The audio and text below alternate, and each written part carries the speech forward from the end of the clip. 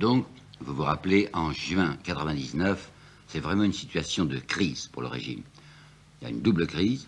Il y a d'une part les gauches, la gauche extrême qui se met à remuer. Je vous ai raconté que le 11 juin 1899, il y a eu pour la première fois une très violente manifestation où les ouvriers et les intellectuels du quartier latin, enfin les étudiants, étaient mêlés. Et d'autre part, il y avait un danger militariste évident. Je ne vous ai pas dit, et il faut que je le dise maintenant, que le 23 février 99, la France avait été sur le bord de ce qu'on appellera plus tard un putsch militaire. Ce 23 février, c'était les obsèques du président de la République, Félix Faure, qui était mort brutalement, comme vous savez. On avait nommé à sa place Loubet. Félix Faure plaisait beaucoup à la droite nationaliste parce qu'on savait qu'il s'opposait à la révision de l'affaire Dreyfus, qu'il aurait voulu que Dreyfus restât condamné, tandis que Loubet, nouveau président de la République, inclinait plutôt à cette révision. Il était mort le 16 février, Félix Faure, et c'était le 23 qu'on allait lui faire des obsèques nationales. Obsèques nationales, le président de la République, vous vous rendez compte quel déploiement de troupes, on avait fait venir des tas de quantités de régiments, et il y avait une immense défilé militaire qui allait se produire dans Paris.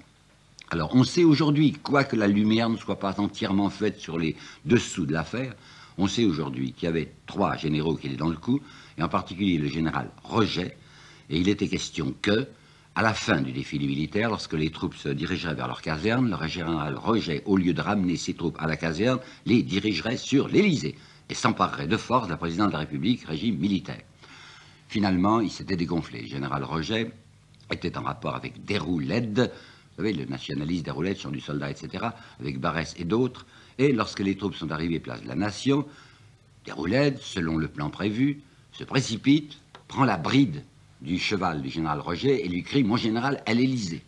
À ce moment-là, le général Roget est pris d'une surdité subite. Il oublie d'aller à l'Élysée et ramène tranquillement les troupes à la caserne. Il avait pris peur. Cependant, le comte de Paris, non, c'était même à ce moment-là Philippe d'Orléans, oui, le fils du comte de Paris, qui était le prétendant orléaniste, avait, paraît-il, revêtu son uniforme militaire et il était tout prêt à suivre le général pour s'installer à l'Élysée. Il ne s'est rien produit. Mais on l'avait su, plus ou moins. On avait su, du côté de la gauche et de l'extrême gauche, que ce jour-là, on avait frôlé le coup d'État militaire, ce qu'on appellerait aujourd'hui un putsch fasciste. On le savait dans les hautes sphères gouvernementales. Mais mettre en cause des généraux, c'était une chose dangereuse, alors on va s'arranger pour en parler le moins possible. Toujours est-il qu'au mois de juin, il y avait ce double danger, agitation populaire et agitation militaire. Alors comment en sortir? Le président de la République, Loubet, va chercher un président du Conseil, c'est pas commode, il faut trouver quelqu'un de neuf et puis qui donne confiance. Et il va finir par choisir Waldeck-Rousseau. Waldeck-Rousseau, 53 ans, c'est un avocat d'affaires. C'est un homme extrêmement distingué, il appartient naturellement au centre-gauche qui va s'appeler maintenant l'Alliance démocratique, parce que le centre-gauche changera de nom. Il était centre-gauche au départ, il a été ensuite les progressistes, il s'appelle maintenant Alliance démocratique. Ce monsieur Waldeck-Rousseau est entouré d'une grande estime, et il ajoute à son estime par son attitude britannique. C'est un homme qui parle très peu, qui a des yeux glacés, qui est inabordable, qui est très intelligent, et qui en impose, si je puis dire. Waldeck-Rousseau est carrément, au point de vue conservateur, un homme de droite, enfin tout à fait nettement. On l'a même vu aux dernières élections en 98, qui personnellement était allé s'opposer à des candidatures socialistes pour empêcher de passer Jules Guesde, qui se présentait à Lille, et pour empêcher de passer Jaurès, qui se présentait à Carmaux. Par conséquent, à gauche, on ne peut pas se faire d'illusions sur son attitude sociale, c'est un conservateur. Mais d'autre part, c'est vraiment un républicain, entendez-moi bien.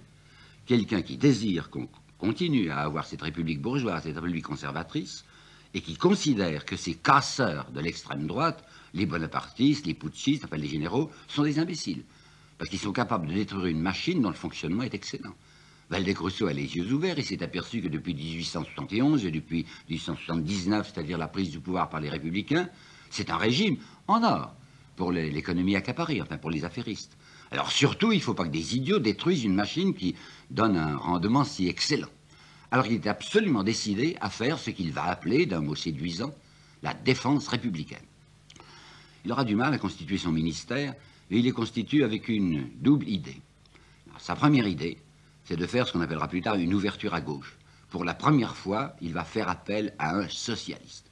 Jamais encore la France n'avait vu un ministre socialiste parmi le cabinet. Waldeck-Rousseau s'est dit, je m'en vais en inviter un. Et d'autre part, il y aura une compensation, je prendrai au ministère de la Guerre, qui est un ministère extraordinairement important maintenant à cause de l'armée, je prendrai quelqu'un de très rassurant. Alors il va faire un étrange cabinet, où vous allez avoir Caillot, et M. Caillot, qui aura un grand rôle, comme vous le verrez tout à l'heure, était un homme qui s'affirmait partisan de l'impôt sur le revenu. Alors vous savez bien que l'impôt sur le revenu était détesté de la droite. Néanmoins, Waldeck-Rousseau dit « je vais faire appel à Caillaux ». Alors les gens de gauche vont se dire, avec un ministère où Caillaux prend sa place, l'impôt sur le revenu va enfin être établi. Et je vais prendre un socialiste. En réalité, comme nous le saurons par les carnets publiés en 1955 seulement du président de la République, Loubet, Waldeck-Rousseau avait donné, en tapinois bien sûr, enfin tout bas, des assurances à Loubet. Il lui avait dit, écoutez, monsieur le président de la République, ne vous effrayez pas de ce que je vais faire. Ce que je veux, c'est avoir un cabinet qui obtienne le soutien des voix socialistes, des voix de l'extrême gauche, mais rassurez-vous, il n'y aura jamais d'impôt sur le revenu, j'y veillerai. Quant à la présence du socialiste dans mon cabinet, ça ne sera pas dangereux, je le tiendrai dans ma main pour qu'il n'en fasse pas trop.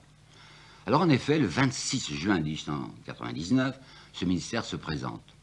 La droite n'est pas rassurée, elle ne sait pas, enfin, est-ce que Waldeck-Rousseau serait un traître? Est-ce que quelqu'un qui a pris Caillaux et qui va prendre ce socialiste Mirand ne serait pas quelqu'un qui est en train de nous abandonner? Si bien qu'il va frôler l'échec, et il faut qu'un vieux radical, Brisson je crois, fasse le signe maçonnique de détresse. Je ne le connais pas bien, mais il paraît que c'est un signe, levant les mains au-dessus de sa tête, pour indiquer aux francs-maçons de l'Assemblée, allez-y. Les francs-maçons, à ce moment-là, sont presque tous des conservateurs, au point de vue social. Allez-y, n'ayez pas peur, Waldeck-Rousseau ne nous trahira pas. Toujours est-il que ce 26 juin, avec une très faible majorité, il obtient que son ministère soit accueilli par la Chambre. Qu'est-ce qu'il a mis au ministère de la Guerre? Il a mis Gallifet. Je ne sais pas si vous vous rendez compte. Gallifet, c'est un général qui ne s'était pas tellement illustré militairement, mais qui s'était terriblement illustré au moment de la répression contre la Commune. Gallifet s'était même spécialisé dans une chose particulièrement horrible, c'était ce général Gallifet qui se faisait charger chaque fois, chaque jour, lors de la semaine sanglante, c'est-à-dire la semaine de la répression, entre le 21 et le 28 mai 71, c'était lui qui se faisait charger de conduire les captifs, les prisonniers qu'on avait faits, prisonniers communards, de les conduire jusqu'à Versailles. Et il s'était vanté, enfin ça lui paraissait extraordinairement sympathique, d'avoir procédé lui-même à des épurations dans le nombre des prisonniers qu'il conduisait. On sait qu'à plusieurs reprises, ayant à conduire 1000 ou 1200 prisonniers, et avant, enfin, dès qu'ils étaient sortis de Paris, il les faisait mettre en rang.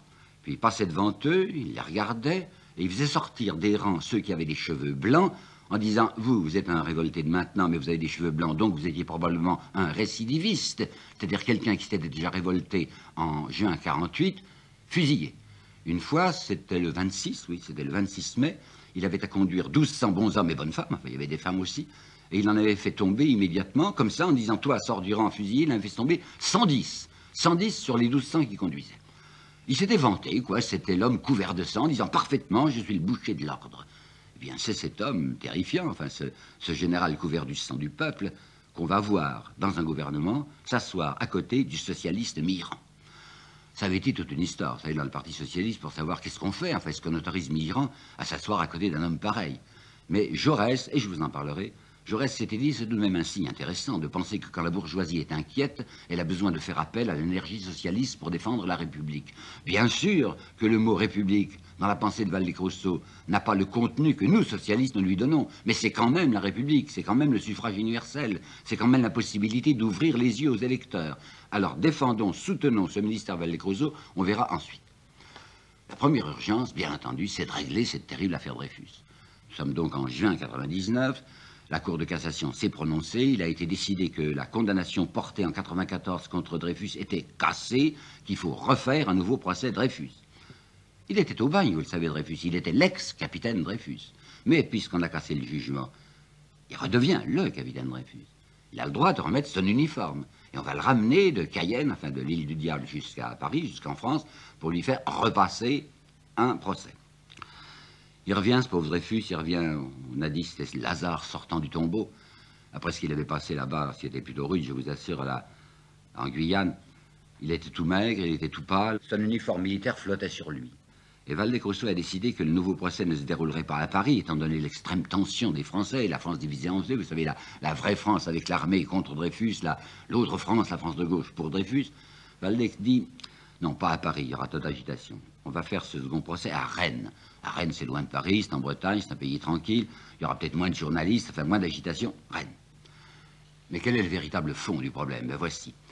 La Cour de cassation, quand elle avait décidé qu'elle brisait, enfin qu'elle cassait, le jugement prononcé en décembre 1994, avait déclaré dans ses considérants que de toute manière, le procès était à revoir, était à refaire, parce qu'il avait été commis une grave irrégularité, en fait une forfaiture, mais on n'emploiera pas le mot, une irrégularité très grave dans le procès. Laquelle? C'est que le général Mercier, ministre de la Guerre au moment du procès, avait communiqué un dossier secret au juge militaire. Et vous savez bien que dans tout procès civil et militaire, on n'a pas le droit de faire intervenir des pièces à l'insu de l'accusé et à l'insu de son avocat qui était maître de manche.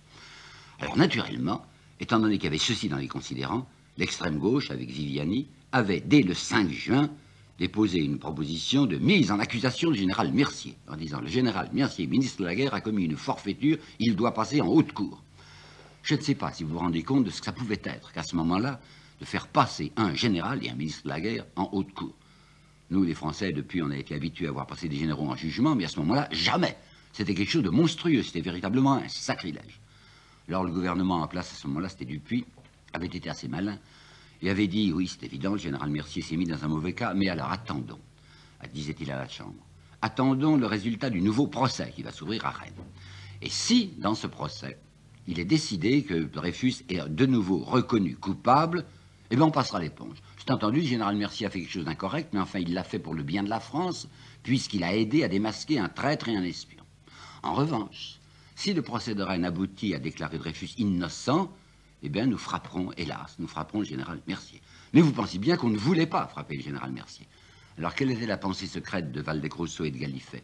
C'était de s'arranger même s'il le fallait avec la famille Dreyfus, Mathieu Dreyfus, avec l'avocat, le nouvel avocat de Dreyfus qui s'appelait Laborie, pour que, de toute manière, Dreyfus soit semi-condamné, on va vous le rendre à peu près à l'état de neuf, votre petit juif, mais en tout cas pour qu'il soit quand même condamné et quand même reconnu coupable, de telle manière que le général Mercier fût innocenté. Pour ça, il s'agissait d'empêcher Esterhazy d'apparaître. Vous savez bien qu'Esterhazy était le véritable auteur du bordereau, un bordereau qu'on l'avait obligé à écrire. On savait qu'Esterhazy était un traître. Il avait du reste avoué lui-même, Esterhazy, réfugié en Angleterre, c'est moi qui ai écrit le bordereau, mais je l'ai écrit par ordre. Alors il ne fallait surtout pas qu'au procès de Rennes apparût cet Esterhazy qui pouvait perdre la tête, qui pouvait dire « ben oui, j'ai fait ça parce que le général Saucier était compromis ». Surtout pas, hein, pas prononcer les noms de généraux. Pas Saucier, pas Mercier, rien. Alors à quoi ça va aboutir? Ben, ça va aboutir à ceci, un jugement invraisemblable, prononcé le 7 septembre, non, le 9 septembre 99 par le tribunal de Rennes, qui va recondamner Dreyfus, mais avec circonstances atténuantes. On n'y comprend rien, hein. On se demande ce que peuvent être des circonstances atténuantes d'un traître. Cette fois du reste, le jugement n'a pas été prononcé à l'unanimité, il a été prononcé à la majorité des voix. Sur les 7 juges militaires, 5 l'avaient reconnu coupable, 2 avaient dit qu'il était innocent, mais enfin il y avait la majorité, donc Dreyfus était de nouveau reconnu coupable. Mais on s'était déjà arrangé, c'était entendu avec Waldeck-Rousseau et le président de la République, que cette condamnation de Dreyfus n'aboutirait pas à ce que Dreyfus repartît au bagne, pas du tout, on allait faire intervenir une grâce présidentielle, on allait gracier ce Dreyfus. Et 10 jours après cette drôle de condamnation de Rennes, il avait été entendu en effet que Dreyfus était rendu à la liberté, il était gracié. Vous vous rendez compte de l'opération? C'était admirable ce que faisait au fond Gallifet. Il était d'une intelligence exceptionnelle. Il avait sauvé l'armée qui s'était mise dans un cas terrible. Il avait sauvé l'armée malgré elle. Il avait du reste pris une attitude extrêmement autoritaire à l'égard de l'armée. Vous savez, Gallifet, c'était un homme qui n'avait pas fait la carrière qu'il aurait voulu faire. Il desséchait d'être ministre de la guerre.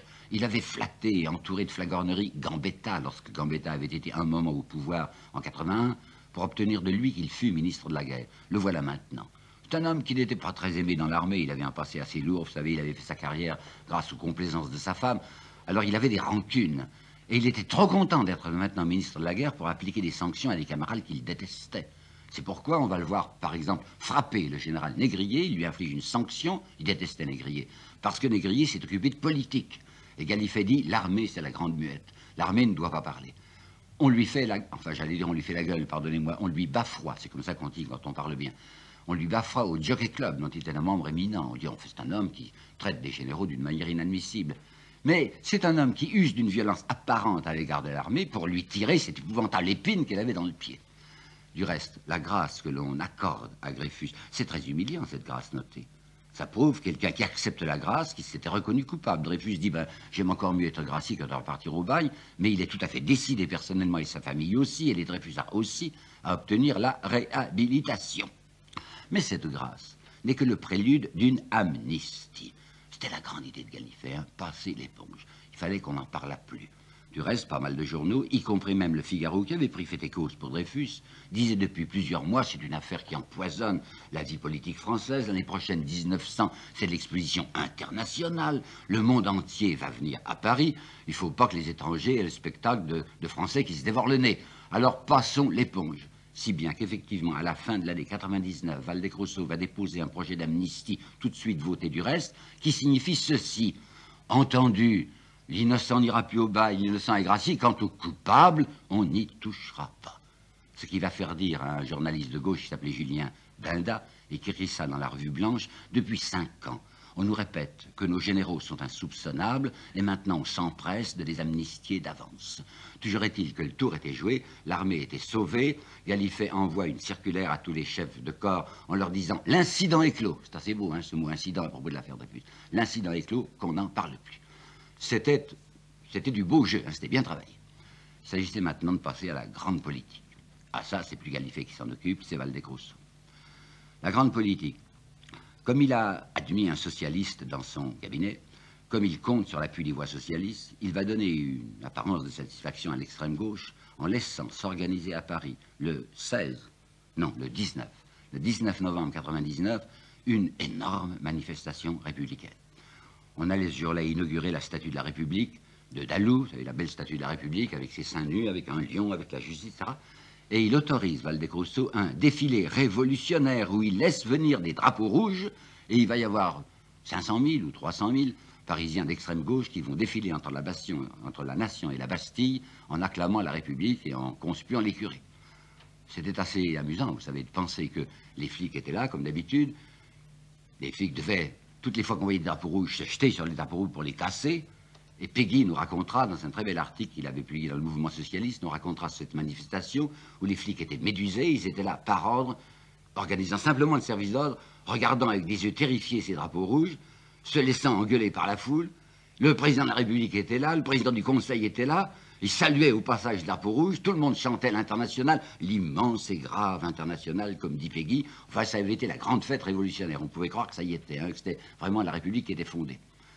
Mais d'autre part, Waldeck-Rousseau avait pris à part Caillot et lui avait dit « Écoutez, mon ami, n'allez pas trop fort, entre cette question de l'impôt sur le revenu, les temps ne sont peut-être pas mûrs. » Et Caillot, je dois le dire, qui était ambitieux, avait accepté de ne présenter que mollement son projet d'impôt sur le revenu. Quant à Mitterrand, le socialiste, l'unique socialiste du ministère, il était ministre du Commerce et de l'Industrie. Et je voudrais vous apporter là une citation du journal Le Temps, le journal des grandes familles protestantes, le journal sérieux et objectif, qui disait, après tout, c'était en juin 1900 qu'il écrivait ça, Le Temps, après tout, les idées de M. Mitterrand ne diffèrent pas essentiellement de celles des plus modérés de ses prédécesseurs. Bon, c'était donc tranquille de ce côté-là. Oui, mais enfin, il y avait une certaine urgence, quoi. Il fallait défendre la République. Et le fait est qu'il fallait la défendre sur 2 points. D'une part, du côté des militaires, on ne va pas poursuivre les généraux à cause de leur push, pas du tout, on ne poursuivra que les civils, hein. Les généraux, on n'en parlera pas. Mais il faut donner la surveiller, cette armée. Alors, comme Waldeck-Rousseau a vu Gallifet le quitter, pour des raisons personnelles, en mai 1900, Waldeck-Rousseau a appelé à la place de Gallifet un autre général républicain, celui-là tout à fait, qui s'appelait le général André. Et le général André va exercer une réelle surveillance sur l'attitude politique des militaires afin qu'ils ne se compromettent pas une seconde fois. Ça, c'est pas très important. Ce qui est très important, c'est qu'étant donné qu'il y a cette poussée socialiste et une montée des faubourgs, enfin pour réclamer un peu de justice sociale, pour pouvoir vivre, pour pouvoir respirer et élever leurs gosses, alors qu'est-ce qu'on va faire? Eh bien, Waldeck-Rousseau va recommencer le coup de Jules Ferry. Vous vous rappelez que Jules Ferry, en 79, s'était dit, mais il y a un danger rouge qui commence à revenir. Alors il faut absolument faire une diversion salvatrice. Il faut orienter l'esprit des masses, non pas du côté des coffres-forts, mais du côté des curés. Et le fait est, vous savez, qu'en 1900, les ecclésiastiques français s'étaient mis de nouveau, comme sous MacMahon, dans un bien mauvais cas. Ils avaient pris parti massivement contre Dreyfus.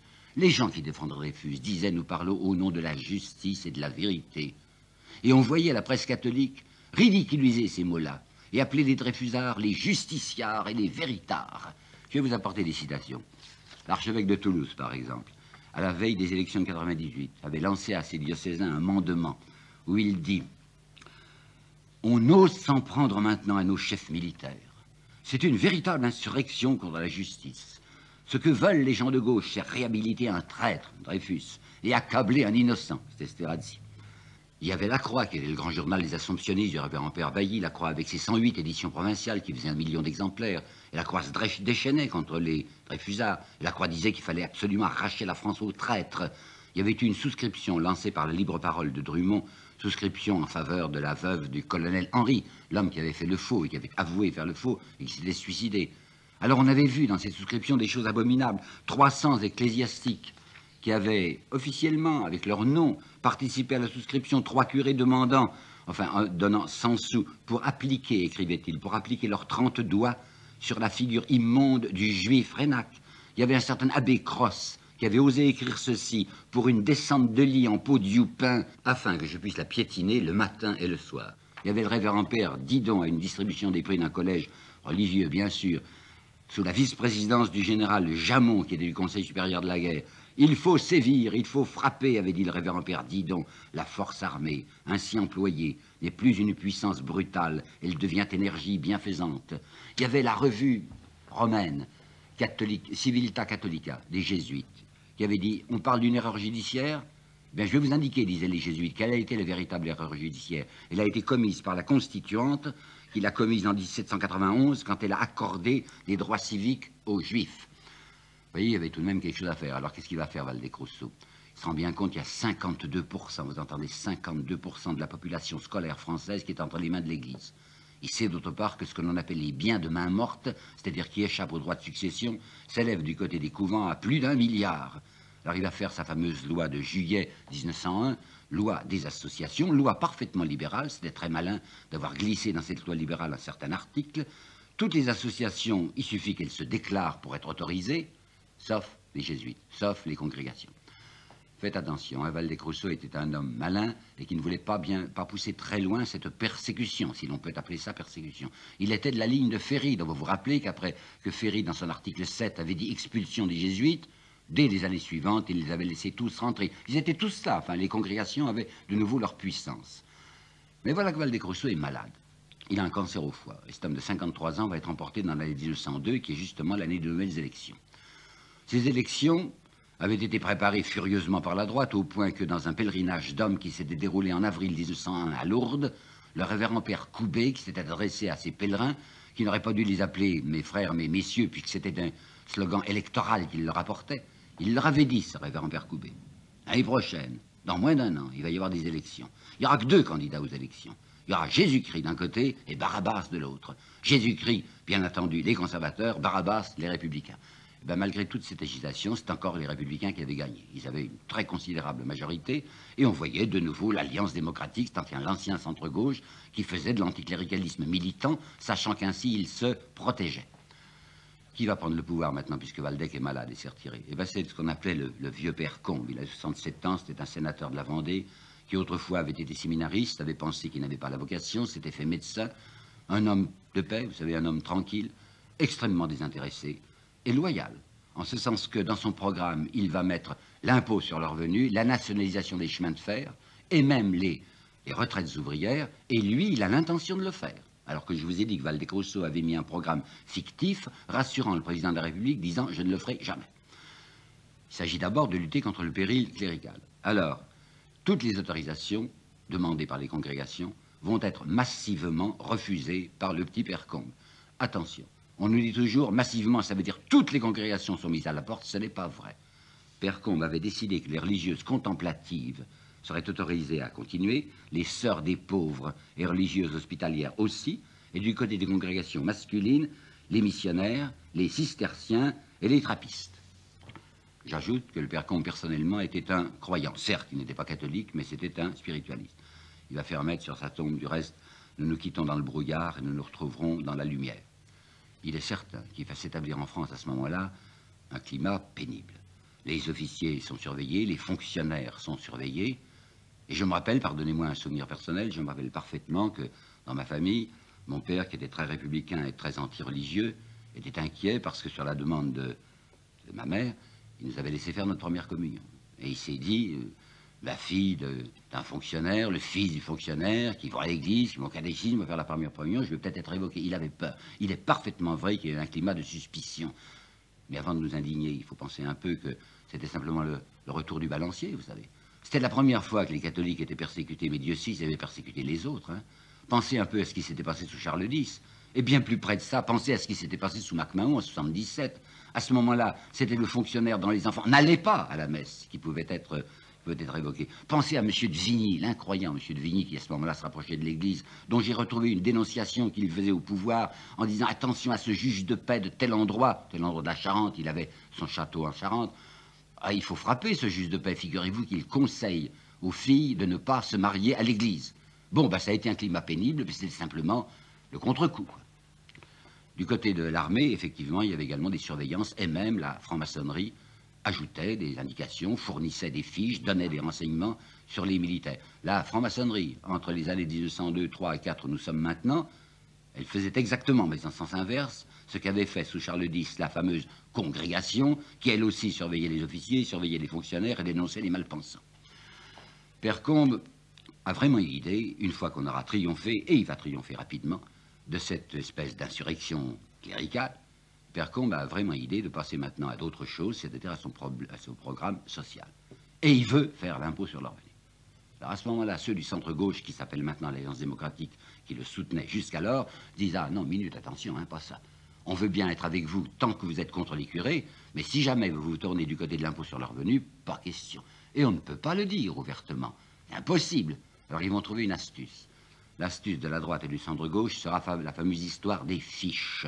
On en parle encore aujourd'hui. On dit qu'il y a un député courageux qui s'appelle Guyot de Villeneuve qui est monté à la tribune en novembre 1904 pour dire c'est tout de même un régime abominable, en fait tout de même, qu'est-ce que c'est que ces fiches sur chacun des fonctionnaires, sur chacun des officiers, des fiches fournies par la franc-maçonnerie, c'est indigne. Alors on va de nouveau, il s'agit toujours de travestissement en politique, vous savez, on va de nouveau travestir en indignation d'honnêteté, ce qui est tout simplement une manœuvre politique. Et Péguy lui-même va dire, nous sommes en présence d'une nouvelle manœuvre politique.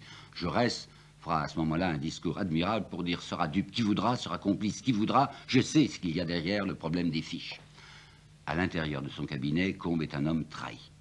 Il a été obligé de mettre aux finances, succédant à Caillot, Rouvier. Rouvier, c'est l'homme des banques. Rouvier, c'est quelqu'un qui a été commis de banque chez Zafiropoulos à Marseille, et qui va maintenant créer sa propre banque personnelle, qui s'appellera Banque parisienne de crédit pour le commerce et pour l'industrie.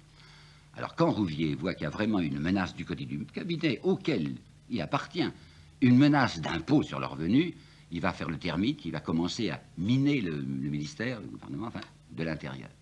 Et l'affaire des fiches va permettre à un homme comme Mirand, qui était autrefois, il n'y a pas longtemps, hein, un socialiste, et qui maintenant regarde du côté de son avancement personnel, ça va permettre à Mirand de faire 2 interpellations successives. Dans la première, où il reproche au gouvernement Combes de ne pas s'occuper assez des problèmes sociaux, et la deuxième interpellation sur l'affaire des fiches, où il va lancer un mot qui aura un énorme succès. C'est un régime abject, écrit-il, un régime abject, qu'aucun honnête homme ne peut tolérer. Non, je me trompe. Il a parlé non pas d'un honnête homme, mais il a dit que les honnêtes gens ne peuvent pas tolérer. Et vous savez bien la signification politique du mot honnête gens, qui avait été créé par Lafayette. Ça voulait dire les possédants. Alors, de vote en vote, Combes voit tomber sa majorité. Au début de janvier 1905, il n'a qu'une majorité extrêmement faible, alors il décide de démissionner. Il démissionne fin janvier 1905. Qui est-ce qu'on met à la place? Qui est-ce que le centre-gauche met à sa place? Rouvier, l'homme des banques. Ça, on est tranquille. Hein? Avec Rouvier, il n'y aura pas d'impôt sur le revenu. Par conséquent, une fois de plus, l'argent avait gagné. Et ce qu'avait dit Clémenceau en 98 se vérifiait. Ils seront toujours les plus forts.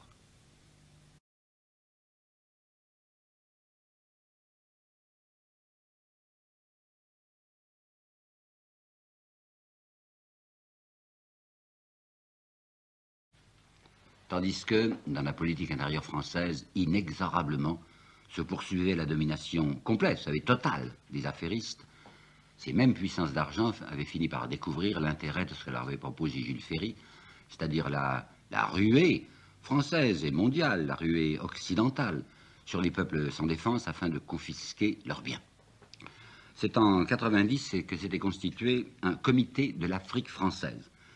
Et il faut que je vous dise, le texte même de leur rédaction, ils avaient dit, il va sans dire que le but du comité constitué est constitué dans une pensée purement patriotique. Un but absolument désintéressé, étranger à toute préoccupation d'affaires et n'ayant d'autre souci que de servir la cause de l'influence française. Alors c'est très intéressant de voir quels étaient les membres de ce comité de l'Afrique française qui n'avaient aucune préoccupation d'affaires. C'était M. Jules Siegfried, l'industriel, enfin le négociant du Havre. C'était M. Hénard, qui était banquier à Lyon. C'était M. Louan, qui était manufacturier à Gien. C'était messieurs, comment ils s'appellent, Crouan et Permézel, respectivement président de la Chambre de commerce de Nantes et de Lyon. Et c'était M. Charles Roux, député centre-gauche naturellement, futur président de la transatlantique. Ça, en 90. Alors voilà que va se constituer aussi maintenant à la Chambre ce que l'on appelle le groupe colonial. Les noms sont intéressants. Les noms principaux, c'est Léoncey, l'éternel Léoncey, vous savez, Delcassé, ministre des Affaires étrangères, Deschanel, et un nouveau venu, dont vous entendrez souvent prononcer le nom par moi, qui s'appelle Eugène Étienne. C'est drôle qu'on ait oublié Eugène Étienne. C'est un homme extrêmement important pour le colonialisme français, au point qu'au banquet de l'Union coloniale de 1905, on saluera le fondateur et le chef aimé du parti, M. Eugène Étienne. La même année, on va constituer un ministère des colonies. Jusqu'à présent, il n'y avait pas de ministère des colonies en France. C'est en 1994, ça que ça se passe. Le ministère des colonies, jusqu'alors, c'était un sous-secrétariat d'État qui était rattaché au ministère de la Marine, et maintenant on va faire un propre ministère des colonies. Cependant, le ministère des colonies ne régnera que sur les colonies proprement dites, et les autres colonies qui s'appellent protectorats, vous savez, le protectorat jusqu'alors de Madagascar et le protectorat de la Tunisie, sera rattaché aux affaires étrangères. À cause d'hypocrisie, ce sont des nations étrangères. Droit des peuples à disposer d'eux-mêmes, alors simplement ce sont des nations protégées. Mais il est bien intéressant de voir les termes du rapport de fondation de ce ministère des colonies. Il faut assurer à la France la compensation des sacrifices qu'elle a consentis pour la conquête de son empire. Jules Guesde, dès 1885, avait dit, enfin, voyons, qu'est-ce que c'est que le colonialisme? Ça se fait comment? Ça se fait au moyen du sang et de l'argent de la nation, de la collectivité. On commence par envoyer des soldats, c'est-à-dire les enfants du peuple. Ensuite, on envoie un peu d'argent pour les premiers travaux, enfin pour des routes, pour l'aménagement du port, c'est encore des ports, c'est encore l'argent du peuple. Et puis après, ce sont des compagnies privées qui raflent tous les bénéfices. Alors maintenant, il s'agissait d'assurer à la France la compensation des sacrifices qu'elle a consentis. Quelle compensation? Eh bien évidemment, dans les colonies, on va mettre des impositions, enfin des taxes sur les noirs ou sur les jaunes. Ça rapportera un peu. Mais en réalité, comme je vous le dirai tout à l'heure par des citations exemplaires, les colonies coûteront toujours très cher à la métropole et ne rapporteront pratiquement rien à la métropole. Elles rapporteront à des groupes d'intérêt privés. Il faut savoir aussi que dans cette union coloniale, on est extrêmement indigné par ce comportement de l'extrême gauche que je viens de vous signaler. Clémenceau, lui aussi, Jules Guesde et Jaurès, naturellement, ne cessaient de dire que c'était un scandale. Alors, au banquet de 94, le président, qui s'appelait Mercey, je crois, va dire, on nous appelle des mercantis. Quelques mercantis, aurait dit M. Clémenceau. M. Clémenceau, or, il ne s'agit pas de mercantis. Il s'agit, dit-il, d'un groupe compact, puissant et chaque jour plus nombreux, d'hommes qui ont leur tradition de droiture et qui contribuent de manière exemplaire à la grandeur de notre pays.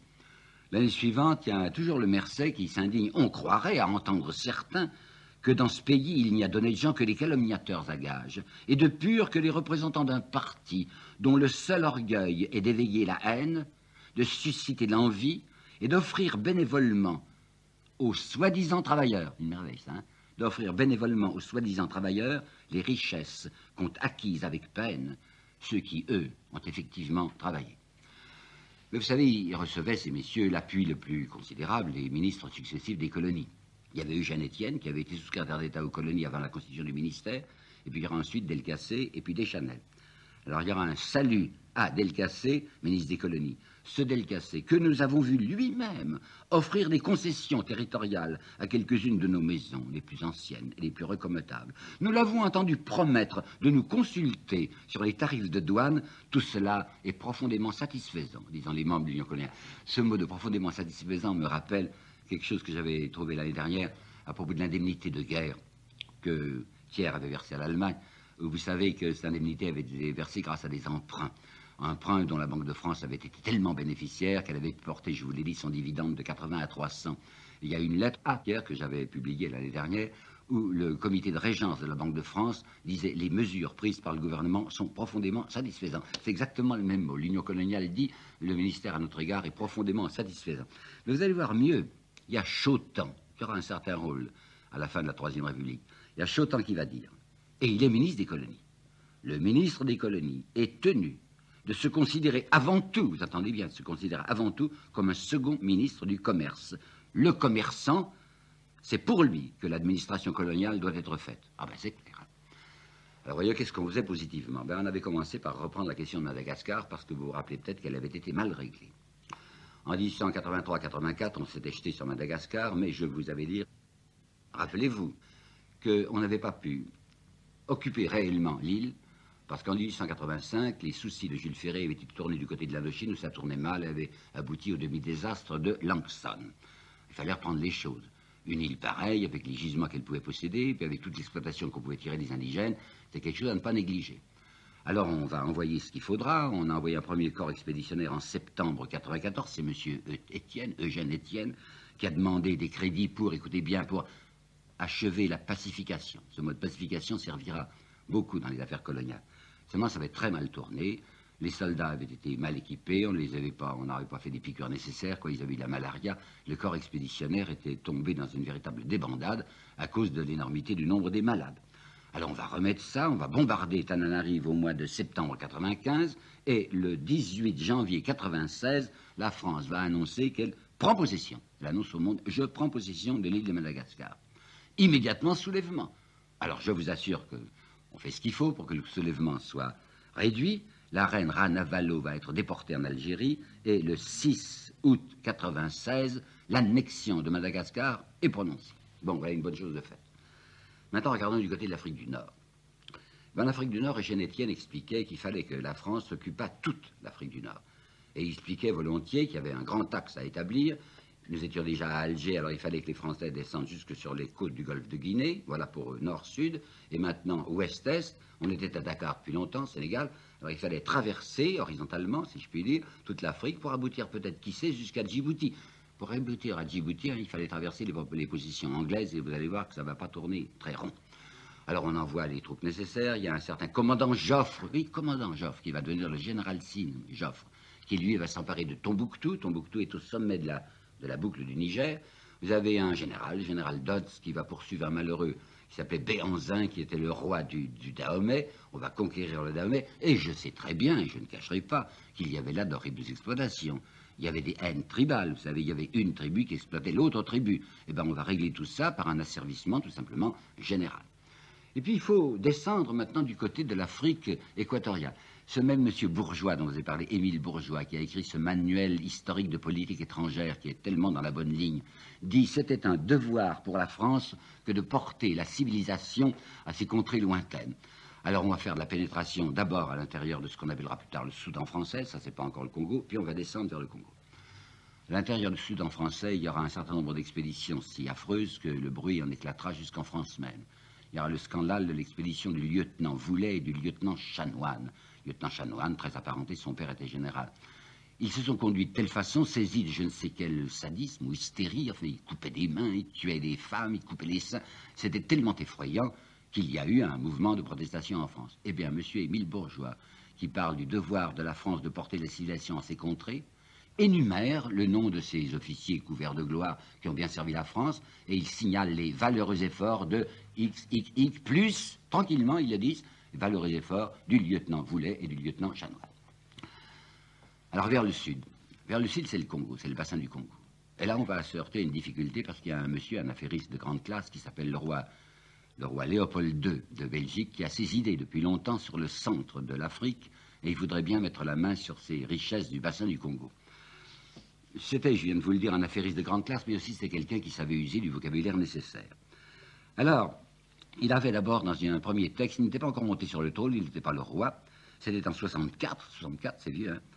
Et il avait indiqué l'intérêt des opérations coloniales en disant « C'est un moyen de placer nos capitaux de façon même plus avantageuse que dans les chemins de fer. » Mais maintenant qu'il est monté sur le trône, il va employer le vocabulaire requis, c'est-à-dire un vocabulaire humanitaire. En 1876, il a réuni, je cite, quelques personnalités qui, par leur voyage, leurs études, leur goût philanthropique et leur esprit de charité, se sont le plus identifiés avec, c'est une drôle de français, mais c'est comme ça, se sont le plus identifiés avec les tentatives d'introduire la civilisation en Afrique. Et un des projets qu'il va mettre sur pied, disait Léopold, c'est ceci, un de ces projets qui mérite au premier chef d'occuper les amis de l'humanité, une véritable croisade digne de ce siècle de progrès. Il faut, écrit-il, planter définitivement l'étendard de la civilisation sur le sol de l'Afrique centrale. Alors vous imaginez tous les affairistes qu'il a derrière lui. Il va arriver à organiser en 1885 ce qu'il appelle comiquement l'État indépendant du Congo. L'État indépendant du Congo. Seulement c'est sa propriété personnelle. Un État indépendant avec son drapeau à lui, enfin pas de représentation diplomatique, mais un drapeau. Drapeau bleu avec au centre une étoile d'or, je crois. Et puis le roi va se réserver, alors personnellement, à l'intérieur de l'État indépendant du Congo, ce qu'il appellera le domaine de la couronne. Ça représente 6 fois l'étendue de sa Belgique natale. 6 fois l'étendue. C'est estimé environ à 20 millions de dollars. Et finalement, le roi échangera son domaine, enfin vendra son domaine de la couronne à la Belgique. Le roi de Belgique vend à la Belgique, vend au Parlement belge son État indépendant du Congo et son domaine de la couronne. Il a marchandé, mais il avait demandé 150 millions de francs, enfin l'équivalent de 150 millions de francs français. Il va finir par transiger à 100 millions, si bien qu'au mois de mars, oui, le 25 mars 1908, ça ne sera plus l'État indépendant du Congo, ça sera le Congo belge. Il avait utilisé, le Léopold II, un intrigant, un aventurier, un homme d'argent qui s'appelait Stanley, et il l'avait chargé de faire des prospections, d'avancer et de planter le drapeau de l'État indépendant le plus loin possible. Mais Stanley s'était heurté à quelqu'un que la France avait envoyé, qui est Savorian de Brazza. Eh bien, dans ces sombres, dans ces sinistres, dans ces lugubres histoires coloniales, il faut dire que Savorian de Brazza a une place particulière, exceptionnelle et noble. Savorian de Brazza, c'est un homme qui a pris au sérieux ces questions d'humanité, et qui se dit, il y a là-bas des gens qui sont dévorés de tas de maladies, des gens qui sont évidemment soumis à l'esclavage, on pourrait y faire du bien. Vous vous rendez compte si Savorian de Brazza était estimé de l'Union coloniale, enfin c'était un gêneur, c'était un type épouvantable. Savorian de Brazza était tout de même arrivé à constituer un État du Congo, une colonie française du Congo, on l'avait le plus rapidement possible écarté, c'était naturellement les affairistes qui s'étaient jetés dessus, et on va voir au banquet 93 de l'Union coloniale, le secrétaire général adressé de très chaleureux remerciements au ministre des colonies qui s'appelait Delcassé, qui, écoutez, qui a résolu sans bruit la question des concessions. C'est ainsi que le 30 octobre 93, une seule compagnie, la compagnie du Haut-Ogooué, a reçu pour 30 ans, la libre disposition et jouissance pleine et entière de 11 millions d'hectares de forêt. La compagnie recevait du reste le droit d'assurer par ses propres moyens la sécurité de ses établissements, c'est-à-dire qu'on lui permettait d'avoir sa petite armée à elle. Il y avait d'abord ceux qu'on appelait les gardes régionaux, qui eux étaient payés par le gouvernement français. C'était des fonctionnaires, quoi. Ils portaient une chéchia rouge qui intimidait les Noirs. Mais à côté de ces gardes régionaux, armés par le gouvernement français, il y avait des travailleurs armés, c'était le mot, des travailleurs armés qui étaient payés par la compagnie et qui obtenaient le travail forcé des indigènes par les voies que vous pouvez supposer. Brazza obtient en 1905 d'être chargé d'une nouvelle mission au Congo. Par bonheur, il tombe malade au Congo, il revenait avec un rapport que nous connaissions qui était extraordinairement sévère contre les concessions, et il tombe malade et il meurt. Néanmoins, certains groupes de gens à la Chambre, des gens de gauche et d'extrême gauche, disent mais il faudrait tout de même revoir cette question des concessions. Enfin, c'est inadmissible que des concessions privées obtiennent des territoires aussi énormes que ces 11 millions d'hectares de forêt à un seul groupe financier. Alors à ce moment-là, menace des compagnies concessionnaires. Dans leur journal qui s'appelle La Dépêche coloniale, à la date du 13 janvier 1906, il y a un avertissement donné au Parlement. Cela pourrait, messieurs, vous coûter une centaine de millions de retoucher à la concession. Comment coûter une centaine de millions? Naturellement, ces concessions se sont fait donner des garanties. L'État garantit leurs dividendes. Par conséquent, si jamais on veut toucher au régime des concessions, ils vont se retourner contre l'État et dire « Mais vous avez signé ceci. Alors si vous voulez nous retirer notre concession, vous serez obligé de nous payer des indemnités. Et ça coûtera au Trésor français à peu près, oui, disent-ils, 100 millions. » Du côté de l'Asie, maintenant, c'est l'Indochine qu'on va essayer d'exploiter au mieux. Et le nouveau gouverneur qu'on a envoyé, Doumer, qui deviendra lui aussi président de la République, enfin, ça servait beaucoup de passer par le ministère des Colonies, Doumer va établir 3 taxes particulières. Il va décider qu'il y a des régies qui sont maintenant des régies d'État. C'est-à-dire c'est la France, représentée par son résident général, qui aura seul le droit de vendre l'alcool, le sel et l'opium. C'est donc le gouvernement français qui va être l'unique fournisseur, l'unique marchand d'opium. On n'aura pas le droit de vendre d'opium, sauf en passant par le gouvernement français et en payant les taxes nécessaires. D'autre part, les colons, qui sont très peu nombreux, vous savez, ils sont environ à ce moment-là 20 000 Français, 25 000 si vous voulez, et il y a 20 millions d'indigènes, estiment qu'on ne peut se faire obéir que par la crainte et par la terreur. Et ils ont j'allais dire le culot, enfin disons l'aplomb, de demander que l'on établisse en Indochine ce qui fonctionne si bien en Amérique et qu'on appelle la loi de Lynch. C'est-à-dire que s'il y a un indigène qui se conduit mal, pas besoin de jugement, les colons se précipiteront sur lui et le tueront. Il demande au moins, puisque le gouvernement ne veut pas entendre parler de loi de Lynch en Indochine, il demande au moins que toutes les fois qu'il y aura une exaction commise par un indigène, il soit jugé par un tribunal exclusivement blanc. Voilà qu'un gouverneur qui s'appelait M. Beau, qui avait succédé à Doumer, va essayer une autre politique en disant non, c'est tout de même très inhumain ce que nous faisons. Notre seule chance, c'est d'essayer de nous faire aimer. Alors vous n'imaginez pas les colères contre lui. Le journal Le Temps va foncer contre le gouverneur Beau en disant ce serait folie que de contribuer à nous préparer des ennemis à l'intérieur comme on le fait présentement. Il ne faut pas oublier que M. Jules Ferry avait dit les lois françaises ne se transplantent pas étourdiment. Parmi les lois françaises, il y avait tout de même la Déclaration des droits de l'homme, c'est-à-dire que tous les hommes naissent et demeurent libres et égaux en droit. Ça, c'est bon pour l'Europe, mais c'est surtout pas bon pour les colonies. Alors on va assister à un régime de force avec des soulèvements intermittents, avec de grands frémissements intérieurs dans la population, jusqu'en 1914 et même au-delà, chaque fois qu'ils sont réduits par le sang. Je vous avais déjà dit que les gens qui travaillaient en Indochine regardaient avec sympathie du côté de la Chine, parce que la Chine, c'était un territoire nouveau qui s'ouvrait et qui était extrêmement mal défendu. Alors de même que s'était constitué un comité de l'Afrique française, se constituera en 1900 un comité de l'Asie française, sous la présidence de qui? Ben, naturellement du même, toujours Eugène Etienne.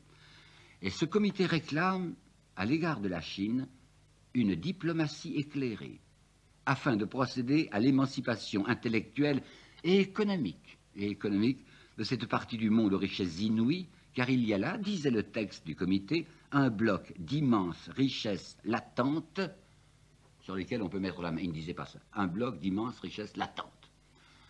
Alors vous savez qu'en 1900, il va se produire une expédition internationale en Chine. Il y avait eu un soulèvement, c'était les Boxers. Boxers, paraît-il, ça signifie le poing levé pour la justice.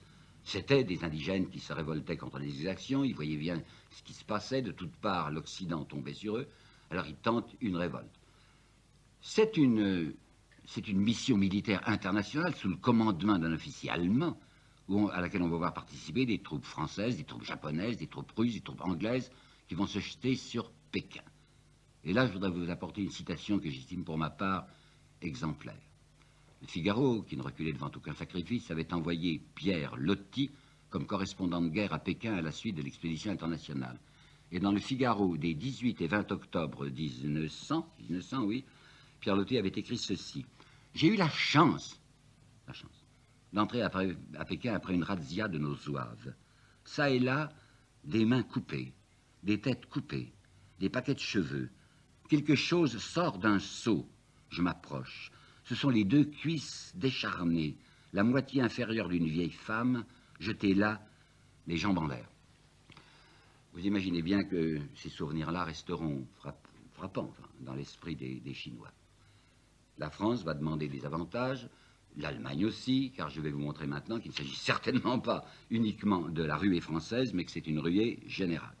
Mais il faut que je vous dise auparavant que le grand thème développé par les colonialistes est celui des richesses. Étienne avait dit, au propos de Madagascar, il faut emmagasiner là pour la France une force de richesse incalculable. Ben maintenant, voici les deux citations que je vous avais annoncées tout à l'heure sur les résultats du colonialisme. Et je ne veux certes pas les emprunter à des esprits subversifs. Ma première citation vient de M. Emmanuel Beau de Loménie, qui est un royaliste, qui est un légitimiste, et qui a écrit des livres fort importants sur les dynasties bourgeoises. Et voici ce qu'écrivait M. Beau de Loménie en 1954.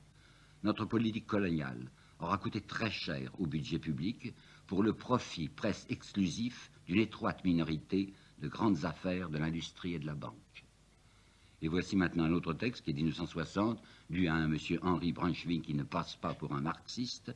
Il a paru bientôt que des particuliers pouvaient s'enrichir aux colonies, même si elles n'étaient nullement rentables pour l'État.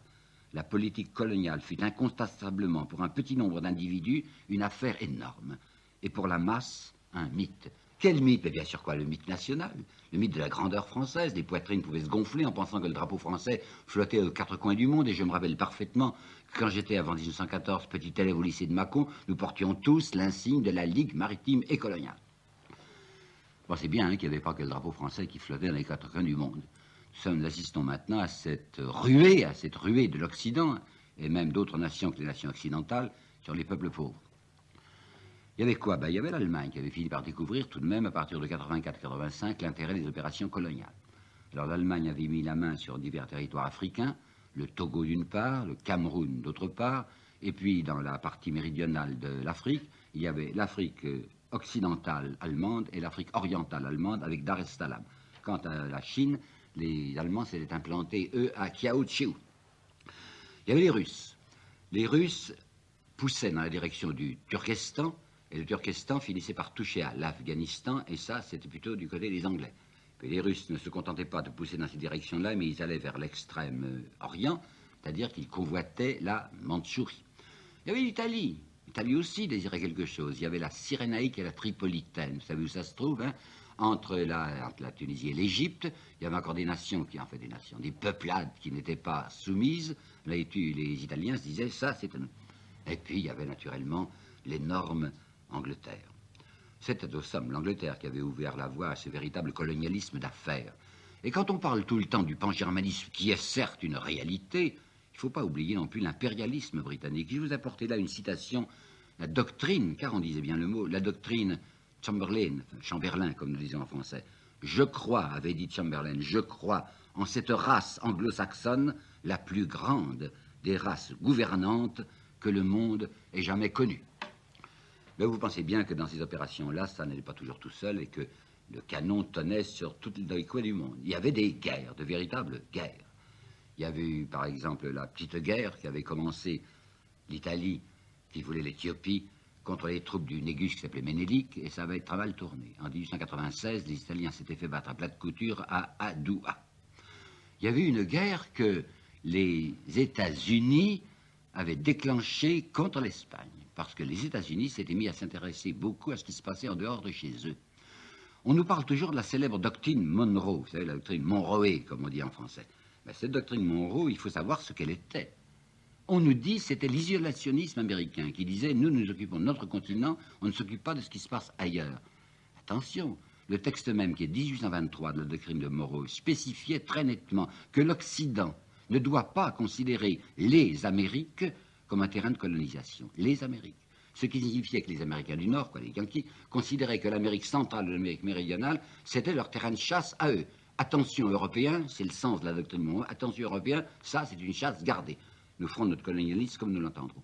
Mais ils débordaient de leur Amérique. Ils débordaient puisqu'ils s'étaient emparés en 1898, je crois, des îles Hawaï d'un côté, dans le Pacifique, et de l'autre côté, ils s'étaient jetés, et des Philippines, que j'oubliais, et de l'autre côté, dans la mer des Antilles, ils s'étaient jetés sur Porto Rico et Cuba. Or, les Philippines, Porto Rico et Cuba appartenaient à l'Espagne, et ça avait été une guerre entre les États-Unis et l'Espagne.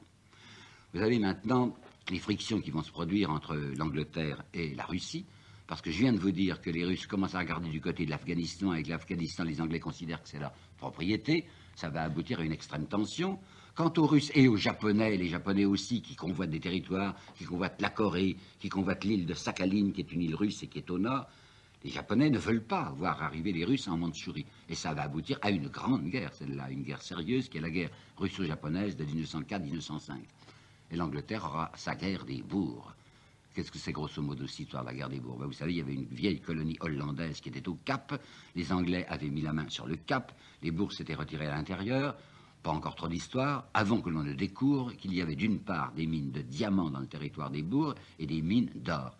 Alors, à ce moment-là, un grand homme du colonialisme anglais qui s'appelle Cecil Rhodes avait décidé qu'il fallait mettre la main sur ces possessions-là. D'où une guerre, une longue guerre avec les bourgs, où les Anglais seront obligés de mettre... paquet, si j'ose dire encore, 300 000 hommes. Ils finiront par envoyer 300 000 hommes là-bas. Et ils en perdront 60 000. Et les frictions internationales s'accroissent, et même maintenant, entre la France et l'Angleterre.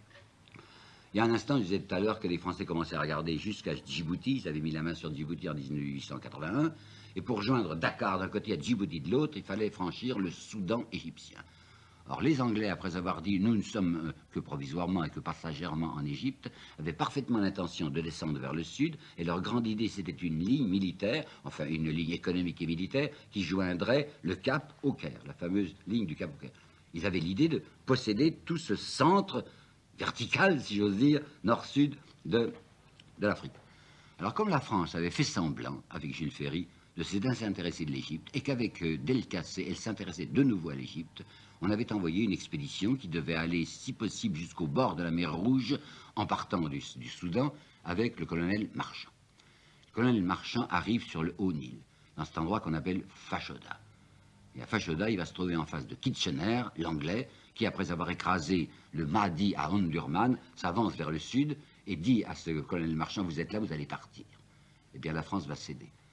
Delcassé lui-même, Delcassé dit non, on ne peut pas risquer tout de même une guerre avec l'Angleterre, quoique vous verrez qu'à un certain moment, ce Delcassé avait été fort ému, et retirera les troupes, humiliation nationale incroyable, d'un pauvre Français qui est amené et qui remue par terre sous le vent, les troupes françaises se retirent de Fashoda. En 98, il se produit un événement dont presque personne ne parle quand on raconte les histoires internationales. Et moi, j'y attache beaucoup d'importance. En 98, il y a un nouveau tsar depuis 4 ans en Russie, il s'appelle Nicolas II. C'est lui qui va être pour une part responsable de la guerre que nous étudions maintenant, la guerre de 1814, je dis bien pour une part, mais c'est un homme qui ne désirait certainement pas la guerre. Il était timide, il était faible, si vous voulez, il était très religieux. Et voici qu'en 98, ce tsar prend l'initiative d'une demande générale adressée à toutes les puissances de désarmement. Oh, il ne dit pas on va abandonner tout de suite nos armements, mais au moins stopper les armements. Décider que cette fameuse escalade qui commence de toutes parts doit s'arrêter. Parce que, dit-il, ça aboutira fatalement à un égorgement européen, à un carnage. Alors il va proposer une conférence du désarmement à La Haye. Vous n'imaginez pas le mépris qui va accueillir cette proposition dans toutes les chancelleries. Un mépris qui va être naturellement excité par ceux qui sont les fournisseurs d'armes et qui se disent comment, mais on est en train de gagner des fortunes en armant les nations respectives, qu'est-ce qui va arriver? Guillaume II a écouté la proposition de Niki, comme il l'appelait, c'était un parent, Nicolas II. Ça l'aurait intéressé, mais il dit, mais avec quoi M. Krupp payera-t-il ses ouvriers? Krupp, vous savez, c'est l'industrie militaire, l'industrie armement allemande. Il ne pense pas qu'il peut y avoir une reconversion de cette industrie et qu'au lieu de fabriquer des canons, on peut fabriquer autre chose. Non, il dit ça simplement. Et en France, alors toute la droite se lève, comme il y a un député qui a osé interpeller sur les variations du prix du fer, on verra un député qui s'appelle M. de Kergariou qui va dire est-ce que nous sommes là pour nous occuper de prix économiques sur la vente de l'acier. Le comte de Münster, qui était le délégué de l'Allemagne là-bas, à la conférence de La Haye, va même dans une lettre intéressante dire toute la canaille, toute la racaille du monde entier s'est réunie à La Haye. La racaille, bah quoi, c'est les Tolstoïens, c'est les socialistes, ce sont des gens comme Carnegie, qui n'est certes pas de la racaille mondiale puisqu'il est infiniment riche, qui essayent d'empêcher le monde d'aller à sa destruction. On fera la fameuse conférence de La Haye, ça aboutira à une chose ridicule, vous savez, un arbitrage qui ne sera jamais obligatoire. Simplement, on conseille aux nations, lorsqu'elles auront des difficultés, de recourir à l'arbitrage du tribunal de La Haye. En somme, cet espoir qui eût été, je le crois, un grand espoir pour l'humanité, il sera immédiatement piétiné, ridiculisé, aboli. Mais on va assister maintenant, du côté de la France, à un retournement singulier. L'humiliation de Fashoda a paru extrêmement pénible aux nationalistes français. Les nationalistes français, surtout à cause de l'affaire Dreyfus, et dans une intention très évidente d'utiliser le nationalisme, d'utiliser le chauvinisme à des fins de politique intérieure, les nationalistes continuent à braquer l'opinion publique sur l'Allemagne. Alors Delcassé, qui va devenir, enfin qui est le ministre des Affaires étrangères, et qui va le rester jusqu'en 1905, Delcassé a conçu à ce moment-là un plan assez terrible. C'est le mot que je tiens à employer, un plan assez tragique, dont il s'ouvrira devant M. Abel Ferry en 1914, où il dira « Je vais maintenant, dès maintenant, tendre à l'Allemagne un piège où j'espère bien qu'elle tombera. »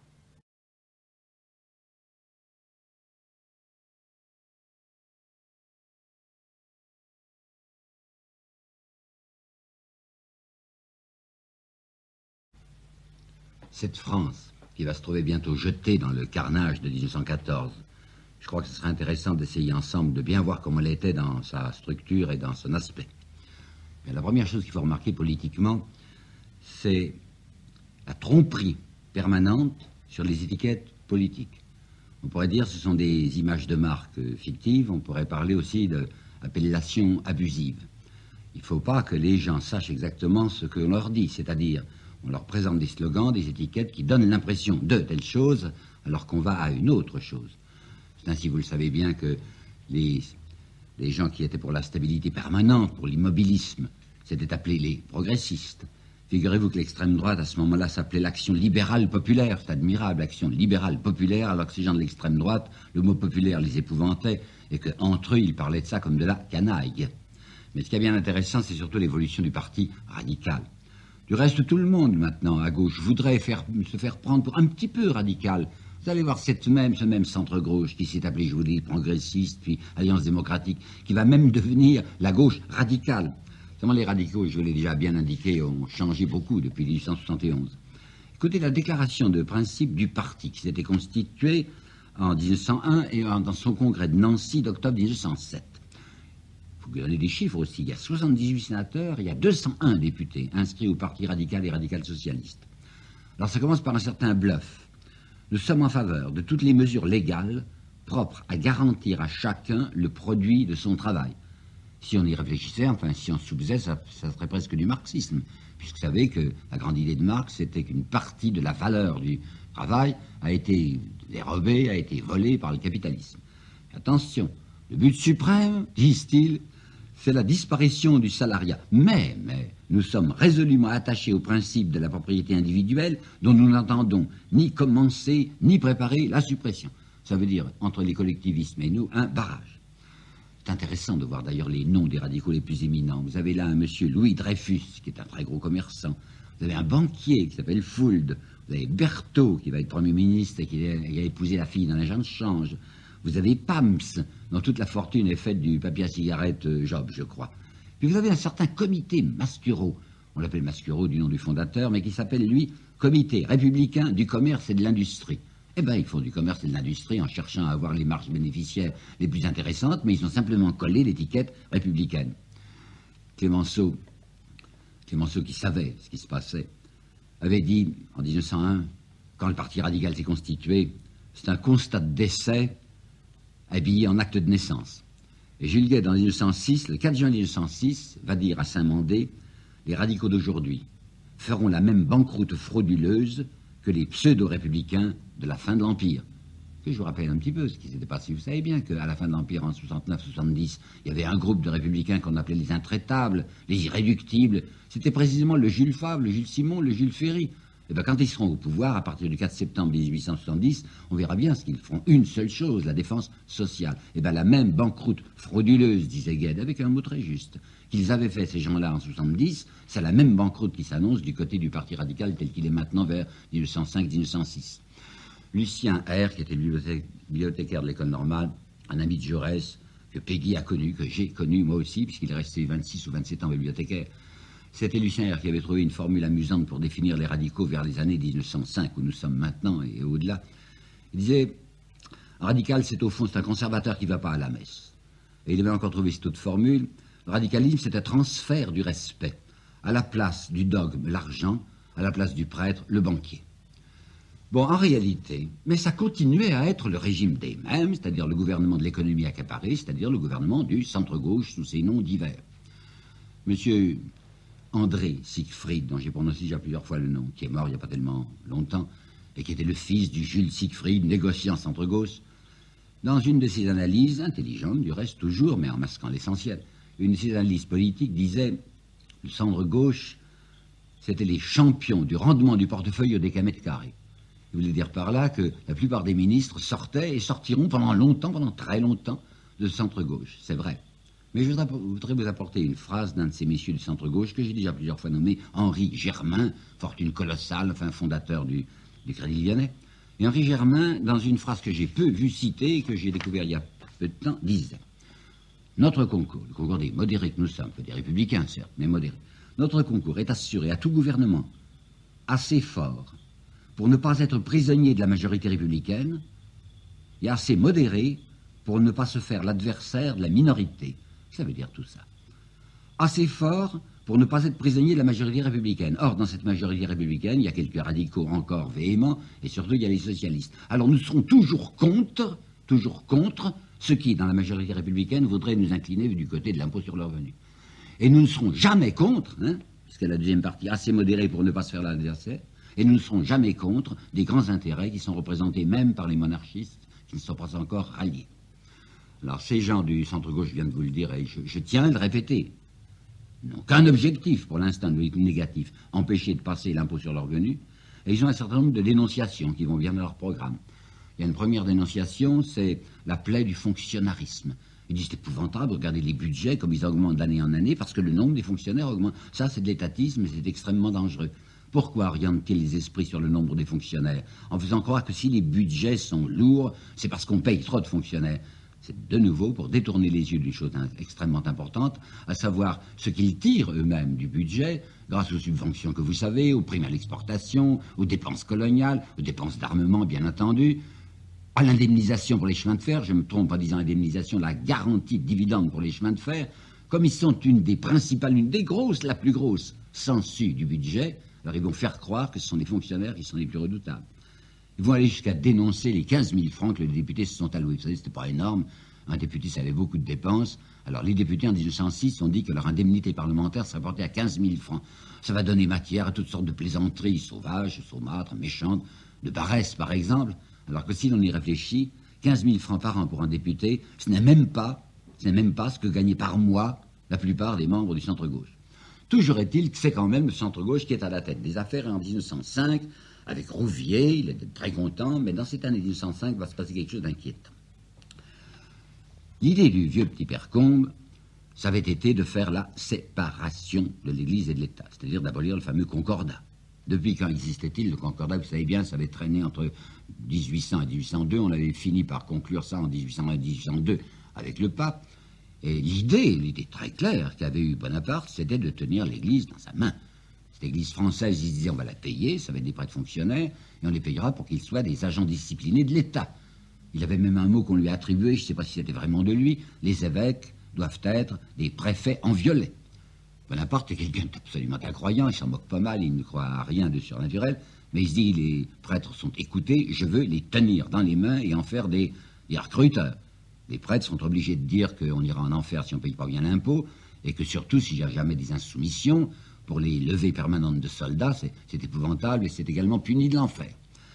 Ça avait été ça, n'est-ce pas, le fond du concordat. Ben, il y avait des tas de gens du côté des républicains anticléricaux et des fameux modérés qui disaient qu'il ne faut pas y toucher au concordat parce que ça nous donne prise sur l'Église. Si jamais l'Église est indépendante, s'il n'y a plus de concordat, si les prêtres sont plus payés, actuellement ils sont encore gentils, mais on pourrait imaginer que des prêtres se mettent à repenser à l'Évangile, quelle drôle d'idée, et alors à ce moment-là ils seraient dangereux. C'est pourquoi un homme comme Gambetta avait dit « Ah ça, la séparation, jamais !» Le Grévy, président de la République, avait dit « Ça serait la fin de tout, la séparation !» Or, Combes voulait cette séparation, c'est-à-dire l'État, l'Église libre dans l'État libre.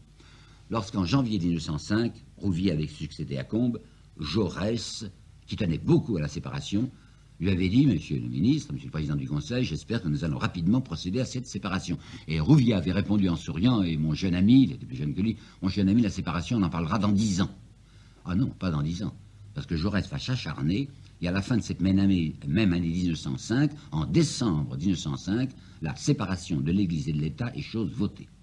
Et un des rares radicaux, comme Clémenceau encore, qui croyait à leur radicalisme et qui s'appelait Camille Pelletan, va prononcer la phrase suivante: « Nous considérons désormais la lutte religieuse comme terminée et les républicains vont pouvoir aborder maintenant l'ère des réformes sociales. » Eh bien justement pas. Il n'était pas question qu'on puisse aborder l'ère des réformes sociales avec le centre-gauche qui continuait à être dominateur. Eh bien, une fois de plus, ça va être l'Église française, les classiques français qui vont sauver le centre-gauche. Vous vous rappelez les services qu'ils ont rendus tout de même, volontairement ou involontairement? Involontairement en 77, en faisant cette campagne monarchique qui a permis aux républicains, dits républicains de 79, d'orienter les esprits contre le cléricalisme. Volontairement avec Léon XIII, quand Léon XIII a parlé du ralliement, c'est-à-dire qu'il a dit entente affectueuse, entente fraternelle, entre les élites catholiques ou élites libre-penseurs, c'est pas important, ce qui est important c'est la propriété qu'il faut défendre, et nouveau service rendu par le clergé français, par la presque totalité des catholiques français, lorsque dans l'affaire Dreyfus ils ont pris la position que vous savez, ce qui va permettre à Waldeck-Rousseau d'orienter de nouveau l'esprit du peuple du côté des ecclésiastiques et pas du côté des banquiers. Vous venez d'entendre la citation que je vous apportais de Pelletan disant ben maintenant c'est fini, quoi, la lutte religieuse, on va passer aux affaires sociales. Il n'en est pas question. Alors le voilà, le service admirable que le nouveau pape va rendre aux modérés en ranimant, avec une extraordinaire violence, la lutte religieuse en France, parce qu'il s'oppose à la séparation. Et il le fait avec une violence incroyable. 3 encycliques successives. Il y a d'abord celle qu'on appelle Vehementer, du 11 février 1906, l'autre qui s'appellera Gravissimo, du 10 août 1906, une 3e encyclique intitulée cette fois en français Une fois encore, du 6 janvier 1907, pour refuser de la manière la plus véhémente, la plus absolue, la séparation. Et quels sont les arguments du pape? Le premier argument est assez jovial quand on y pense. Il dit c'est la dénonciation unilatérale d'un contrat librement consenti. Il faut se reporter à l'histoire. Quand on se rappelle les conditions dans lesquelles le concordat a été imposé par Bonaparte à un pape qui était terrifié parce que Bonaparte lui avait déjà pris une partie de ses États et qui lui avait dit si jamais vous ne marchez pas dans mon concordat, je vous prends tout le reste de vos États, ce qui n'empêchera pas que le pape, après avoir signé le concordat, verra ses États entièrement dévorés par Bonaparte, un contrat librement consenti, mais non, ça avait été en fait le couteau sous la gorge. Alors quand le pape Pie X nous raconte maintenant que c'est la rupture unilatérale de ce contrat, il y a de quoi, si je ne parlais pas bien, il y a de quoi se marrer. D'autre part, il y a le pape qui dit mais c'est la perte d'une paire de prestige considérable pour l'Église en France. C'est vrai, puisque le Concordat avait reconnu que c'était la religion de la majorité française, ce n'était pas tout à fait une religion nationale, une religion officielle, mais enfin il y avait des préséances, les évêques étaient traités comme des personnages officiels puisqu'ils étaient payés, ils avaient leur place là à côté du général et à côté du préfet, et maintenant il paraît que ça va disparaître. Perte de prestige. La France va cesser d'être la fille aînée de l'Église, comme on disait. Et puis troisièmement, il y a une perte d'argent. Étant donné que c'est l'État qui paye les évêques, les archevêques et qui paye les curés, il va falloir maintenant se débrouiller pour trouver de l'argent. L'État ne veut plus payer, ils ne sont plus fonctionnaires. Ce qui, à mes yeux, était une incroyable libération, ce qui était l'Église rendue à elle-même, ou du moins retrouvant la possibilité d'être elle-même. Et maintenant, le pape proteste parce qu'ils ne seront plus payés et qu'ils ne seront plus entre les mains de l'État. Cette situation, que j'estime scandaleuse, va devenir de plus en plus terrible par la volonté même de ce pape donc Pie X, qui a succédé à Léon XIII en 1903, et qui va condamner systématiquement tous les arrangements qu'on lui propose. Les édifices du culte, ce sont des propriétés nationales. Alors maintenant qu'il y a une séparation, qu'est-ce qu'on va faire? Eh bien, il avait été décidé dans la loi, grâce à Jaurès surtout, que la gestion des monuments ecclésiastiques, des bâtiments ecclésiastiques, serait confiée à des groupes de gens, on appelait ça les associations cultuelles, et voici ce que la loi disait, les associations cultuelles qui sont obligées de se plier aux règles générales du culte. Ça veut bien dire qu'il ne s'agissait pas de remettre les églises et les bâtiments ecclésiastiques à des gens qui détesteraient l'église et qui essaieraient de lui faire du tort, pas du tout. On désirait que ce fussent les catholiques eux-mêmes qui prennent la gestion des bâtiments ecclésiastiques, bâtiments religieux. Eh bien, le pape va condamner les cultuels. Il dit, je n'admets pas que des laïcs s'occupent de ces choses-là. Et comme en plus, il va falloir faire ce que l'on appelle les inventaires. Ça veut dire que l'État va envoyer des gens qui vont procéder à l'inventaire des biens qui se trouvent à l'intérieur des églises, précisément pour les protéger, parce que très souvent, et dans beaucoup d'églises, il y a des objets extraordinairement précieux, des objets d'art, on va en faire l'inventaire pour en garantir la sécurité. Eh bien, le pape va affecter de croire que ces inventaires sont le commencement d'un pillage, que c'est l'État qui veut se mettre à voler des biens ecclésiastiques et des statues et des vases sacrés. C'était faux. Il va y avoir autour des cultuels une agitation terrible, bouffonne aussi, je sais bien, mais terrible. À propos de Jules Ferry, l'article 7, les expulsions des jésuites, je me rappelle avoir employé l'expression scène tragicomique. C'est vrai, comique, parce que c'est une erreur d'interprétation, c'est un contresens. Mais tragique parce qu'il y a des pauvres gars qui vont de nouveau ruiner leur carrière en se disant on ne peut pas prêter la main à une opération aussi scandaleuse. Alors il y a des officiers qui brisent leur épée plutôt que d'entrer dans l'église de force. Il y a des magistrats qui disent on ne fera pas ça parce que nous sommes des catholiques et qu'on ne peut pas tolérer qu'une chose pareille se produise. Bon, bouffon, c'est entendu, mais navrant. Il y aura un clivage qui va s'établir d'une manière encore plus nette entre Français. Ce clivage entre droite et gauche, qui, au lieu d'être sur la question centrale, qui est la question de la domination de l'argent, va se fonder sur la question de l'appartenance religieuse. On finira par dire, d'une manière presque habituelle, le républicain, l'homme de gauche, c'est celui qui est contre l'Église. Alors qu'il aurait fallu dire, le républicain, l'homme de gauche, c'est celui qui veut essayer de libérer les gens de cette emprise, cette domination étouffante et asservissante de l'argent. Il faut dire que ce malheureux pape, c'est un brave type, tout de même Spidis. Je dirais si pareil qu'il faut l'appeler maintenant Saint Pie X. Il a été canonisé, si je ne me trompe pas, par un autre Pie qui s'appelait Pie XII. C'était un réactionnaire, mais de bonne volonté, un brave type qui y croyait, mais réactionnaire comme on n'en fait pas. Un homme qui détestait tout ce qui pouvait ressembler à une idée libérale, une idée généreuse politiquement dans l'Église. Pie IX, celui auquel avait succédé Léon XIII, avait, à une certaine date de juin 71, prononcé une phrase que je m'avais réservée pour maintenant. Il y avait eu un pèlerinage français, je ne sais pas quoi, qui était venu auprès du pape Pie IX à Rome en 71, et Pie IX avait osé dire, ce qui suit. Je dois dire la vérité à la France. Il y a dans ce pays un mal plus redoutable que la Révolution. Un mal plus redoutable que la Commune elle-même, avec ses hommes échappés de l'enfer. Ce que je crains par-dessus tout, c'est le libéralisme catholique, qui est un véritable fléau. J'aime pas le mot libéralisme, mais qu'est-ce qu'il voulait dire Pie IX à ce moment-là? Il voulait parler des quelques catholiques républicains. Il y en avait encore un ou deux, il y avait Arnaud de l'Ariège en particulier, des catholiques qui estimaient que précisément s'ils prenaient au sérieux leur catholicisme et s'ils croyaient à l'Évangile, ils devaient exiger un peu plus de justice sociale. Ben, c'était devenu la bête noire de Pie IX. On passe par-dessus Léon XIII, qui pour des raisons que vous savez est beaucoup plus tolérant. On arrive maintenant à notre Pie X. Et Pie X est d'extrême droite. Pie X va déclarer positivement ceci: il est conforme à l'ordre établi par Dieu qu'il y ait dans la société humaine des princes et des sujets, des patrons et des prolétaires, des riches et des pauvres, et qu'on ne touche surtout pas à cette organisation sociale. C'est l'organisation providentielle, c'est Dieu qui veut que ce soit comme ça.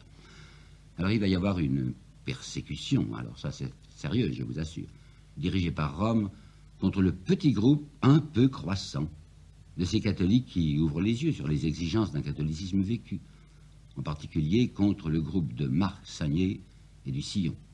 Je sais bien que je ne peux pas en parler avec l'objectivité qui serait nécessaire, puisque j'ai été le secrétaire de Marc Sagnier, bien entendu trop jeune pour faire partie du Sillon, mais lorsque Sagnier a été condamné, je vais vous le dire, par le pape en 1910, et qu'il a tenté après la guerre de reprendre son travail, j'ai travaillé auprès de lui et je sais ce qu'il voulait. Bien, Sagnier était un des très rares catholiques, mais enfin, ça se groupait autour de lui entre 1900, 1905, 1908.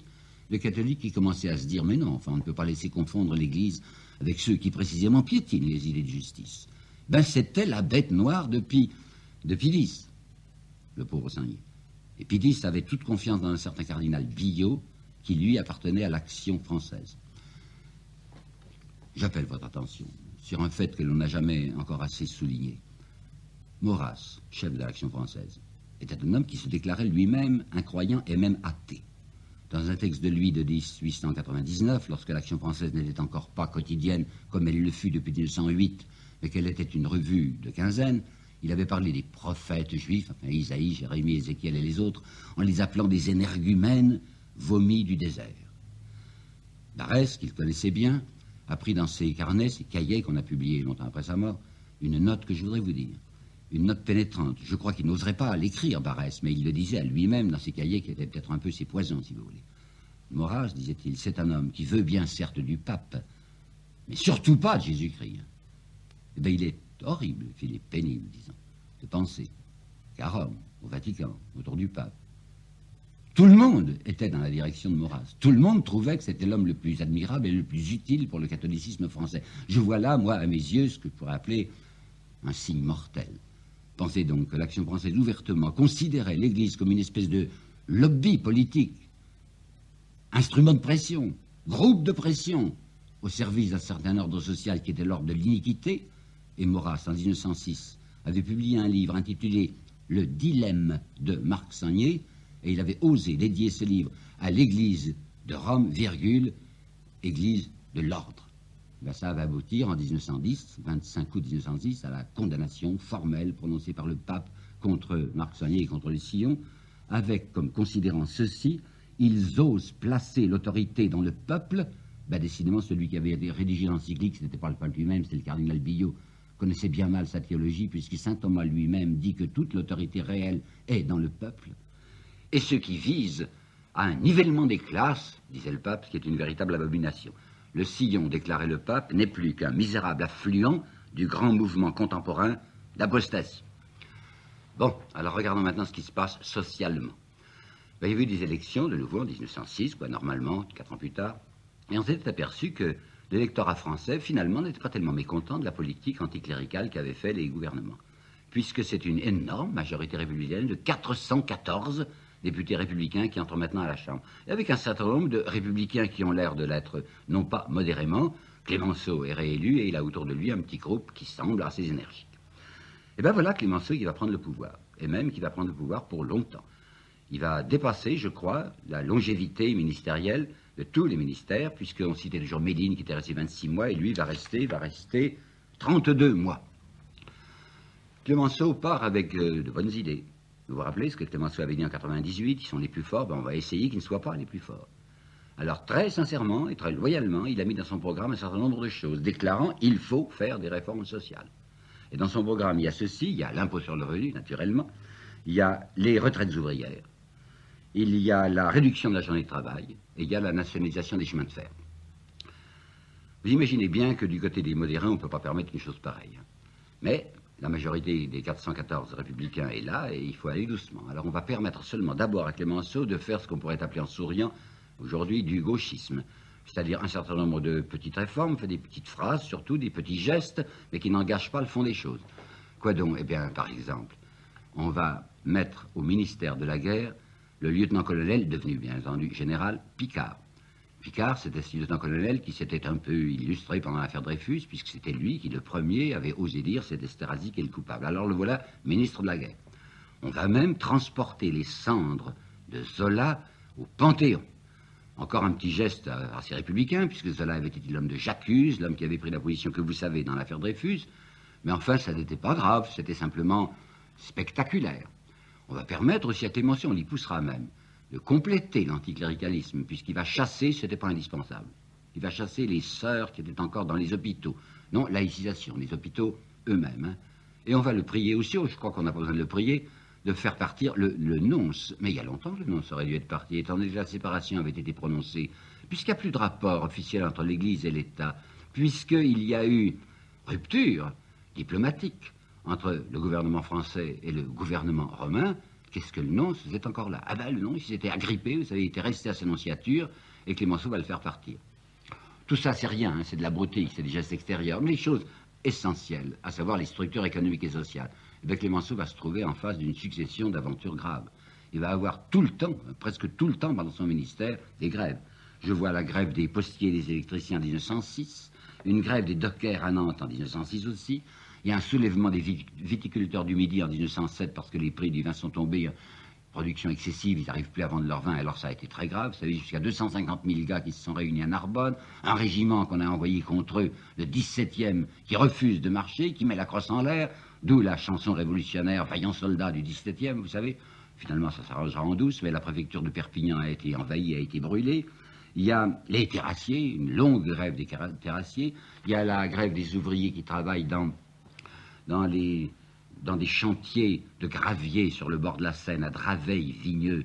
Ça, c'est en 1908, en août 1908. Et ça tourne très mal parce qu'on envoie de nouveau, comme tout le temps du reste, à des soldats, et que les soldats tirent, ce sont des cuirassiers qui ont tiré, qui ont chargé, puis qui ont tiré avec 4 ou 5, je me rappelle pas, enfin, il y a plusieurs morts. Puis voilà les instituteurs, qui ont l'idée de se syndiquer. Si j'ai rappelé, en souriant, ce mot instituteur, c'est que vous savez bien la mission que leur avait donnée Jules Ferry. Jules Ferry avait voulu très précisément substituer l'instituteur au curé pour que l'instituteur apprît au peuple, au petit peuple, la résignation.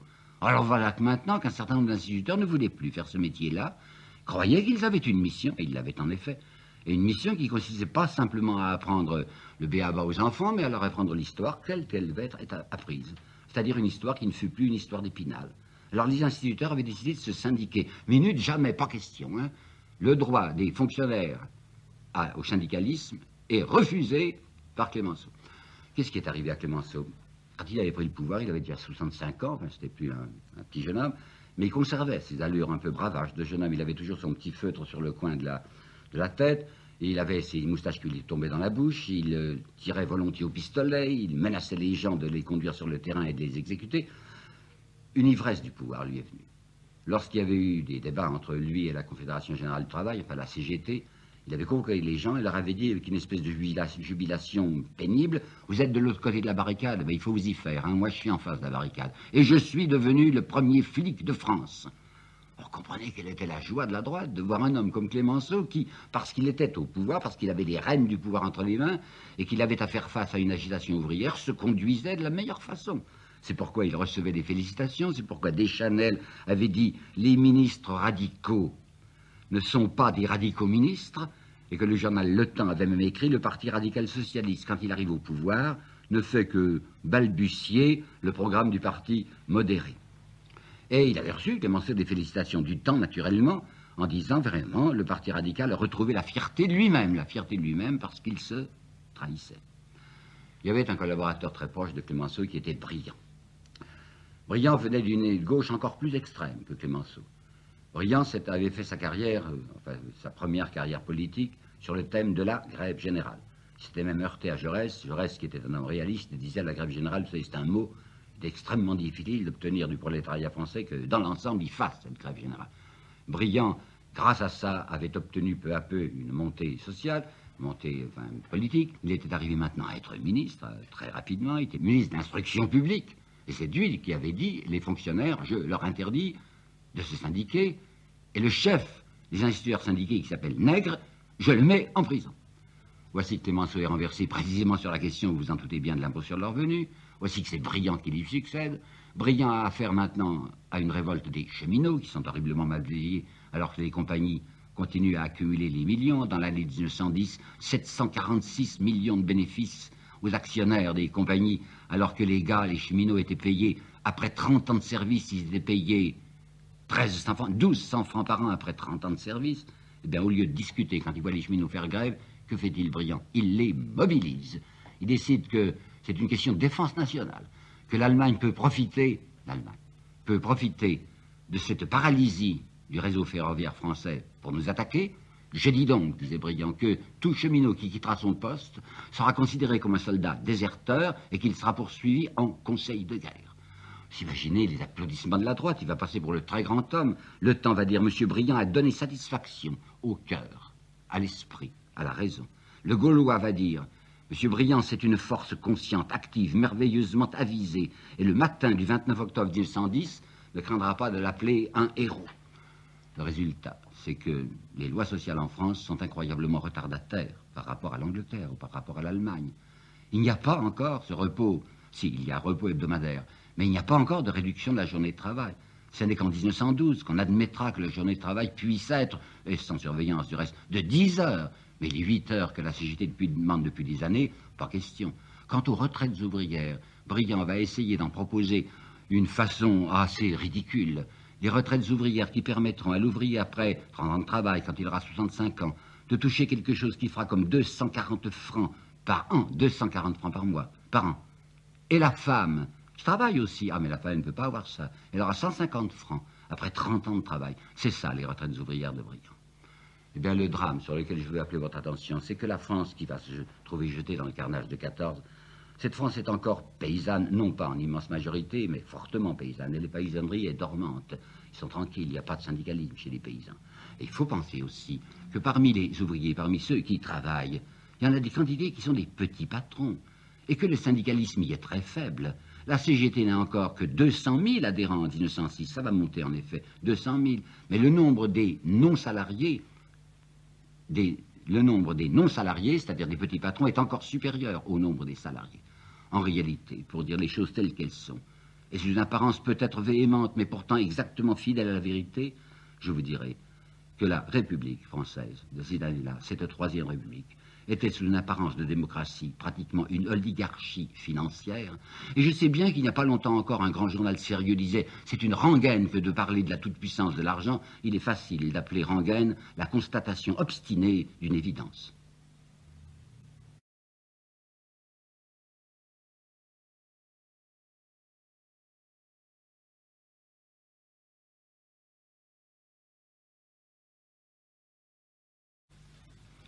Dans notre avant-dernier entretien, nous avions vu le commencement des tensions entre grandes puissances à l'occasion de cette ruée du monde occidental sur les pays pauvres pour se partager leurs dépouilles. Nous allons maintenant arriver à l'année 1905 qui passe traditionnellement pour être l'année du grand tournant dans les rapports franco-allemands. C'est un peu à Péguy que nous le devons. Vous savez, Péguy a écrit à ce moment-là, en 1905, « Notre patrie ». Il a expliqué que devant les événements internationaux, il avait redécouvert le sens de la patrie. Et je répète, c'est traditionnel de dire aujourd'hui que c'est à partir de 1905 et de ce qu'on va appeler l'affaire et le coup de Tanger au Maroc, à partir de cette date, qu'on s'est aperçu que l'affrontement allait être inéluctable, militaire bien sûr, entre la France et l'Allemagne. On ajoute du reste que, par bonheur, il y a eu un geste sauveur de la diplomatie française, c'est-à-dire l'alliance russe qui prenait l'Allemagne à revers et qui était une protection. Ça, c'est le cadre normal, général. Est-ce que les choses se sont exactement produites comme cela? Je ne le crois pas et c'est ce que je vais vous expliquer. L'alliance russe d'abord, d'où ça sort? Eh bien, il ne faut pas croire que c'est une idée française. C'est parti de la Russie. Et il ne faut pas croire non plus que c'est parti sur des plans diplomatiques et militaires, c'est parti sur un plan financier. La situation financière de la Russie était dramatique, le budget était toujours en déficit, il y avait déjà des commencements de troubles sociaux, et grande inquiétude régnait à la cour de Russie pour savoir si ça n'éviterait pas une faillite. Or voilà, comme les rapports étaient pas très bons entre la Russie et l'Allemagne, Bismarck, on me remonter dans le passé, nous sommes avec Guillaume de maintenant, mais Bismarck avait interdit les valeurs russes à la bourse de Berlin. Les Russes se trouvaient extrêmement coincés et ils vont regarder du côté de la France. Qui est-ce qui règne en Russie? Alexandre III. Alexandre III a une femme danoise. Et c'est précisément un banquier danois qui s'appelait Oskier, je ne sais pas comment il faut prononcer ça, H-O-S-K-I-E-R, Oskier peut-être. C'est ce banquier qui va aller, comme on dit, sur la place de Paris pour voir s'il ne pourrait pas intéresser les financiers français à l'ouverture d'un emprunt russe, comme on dit, sur la place de Paris. Pour les intéresser, il faut évidemment leur proposer des courtages intéressants. Ça va réussir. Un certain nombre de banquiers vont dire oui, on pourrait peut-être faire quelque chose. Il faut ajouter qu'il y avait déjà à ce moment-là en France une sorte d'intérêt mondain pour la Russie, provoqué par Eugène Melchior de Vogüé, qui n'était pas encore mais qui va devenir académicien, et qui avait écrit un certain nombre d'articles dans la revue des Deux Mondes qui vont être réunis en 86 sous le titre « Le roman russe ». Les Français se mettent à découvrir avec passion Tolstoï et Dostoïevski. Ça peut être utilisable, c'est un monsieur Vogüé, c'est à la fois un homme des salons et des banques, et je crois pouvoir vous dire, sans exagérer, que ça fut une espèce de préparation psychologique au lancement de l'emprunt. Premier emprunt russe, décembre 88. Les banquiers prennent l'emprunt, enfin ils achètent l'emprunt à 82, ils le revendent à 88, ça va leur faire du 72 millions de bénéfices nets, c'est pas mal tout de même, pour quelques banques, 72 millions de bénéfices nets pour le lancement du premier emprunt. Et il y aura 3 emprunts entre 88 et 91, 3 emprunts russes. J'ajoute que comme pour Panama, les banquiers se réservent personnellement en se disant après tout ces fonds russes, on ne sait pas ce que ça va donner, mais du moment que nous sommes bien payés et que le public marche, du reste, la presse arrosée dit que c'est un excellent emprunt, nous allons tout de même vendre ces titres. On en gardera peu pour nous-mêmes, mais la clientèle les demande et chaque titre nous rapporte, allons-y. Mais alors, parallèlement, du côté des diplomates et des militaires, on cherche à exploiter ce rapprochement franco-russe. Et vous voyez la flotte française qui va se rendre à Kronstadt en 91, vous voyez ensuite la flotte russe qui va venir, il faut bien rendre la visite, qui va venir à Toulon en 93. D'énormes manifestations sont organisées en France, parce que la presse donne, comme je vous le dis, pour qu'un enthousiasme, un incroyable enthousiasme franco-russe éclate brusquement. Ce monsieur Joseph Reynac, dont je vous ai déjà parlé, et qui rachetait sa triste condition d'israélite par un nationalisme véhément, avait écrit la phrase que voici: de la France à la Russie, il n'y a pas autre chose que cette grande chose qu'on appelle l'amour. Alors je voudrais vous montrer ce que Tolstoï va dire au sujet de ce rapprochement franco-russe inattendu. C'est un peu long, je tiens tout de même à vous le lire. Les Russes et les Français, depuis des siècles, se connaissent. Parfois, ils ont eu des rapports amicaux, mais le plus souvent, par malheur, leur gouvernement les a mis en guerre les uns contre les autres. Tout à coup, une chose étrange vient d'avoir lieu. Parce qu'il y a 2 ans, une escadre française est venue à Kronstadt, et que ses officiers, descendus à terre, burent et mangèrent beaucoup tout en écoutant et en prononçant de belles paroles. Et parce qu'en 1893, une escadre russe à son tour se présenta à Toulon, et que ses officiers, venus à Paris, burent et mangèrent beaucoup, en prononçant des paroles semblables, alors des millions de Français et de Russes se prirent à penser tout à coup qu'ils s'aimaient, que tous les Russes adoraient la France et que toute la France adorait la Russie. Il résume Tolstoï les paroles prononcées, le fond de ces paroles était partout le même: nous nous aimons tendrement. Nous sommes transportés de joie à l'idée que nous nous sommes si subitement pris d'affection. Oh, notre but n'est pas la guerre, certes non. Notre but est la paix bienfaisante, etc. Ovation. Voici, dit Tolstoï, ce que sont les foules livrées à l'hypnose des gouvernements et des classes dirigeantes, parce que l'on sait bien comment ça finira.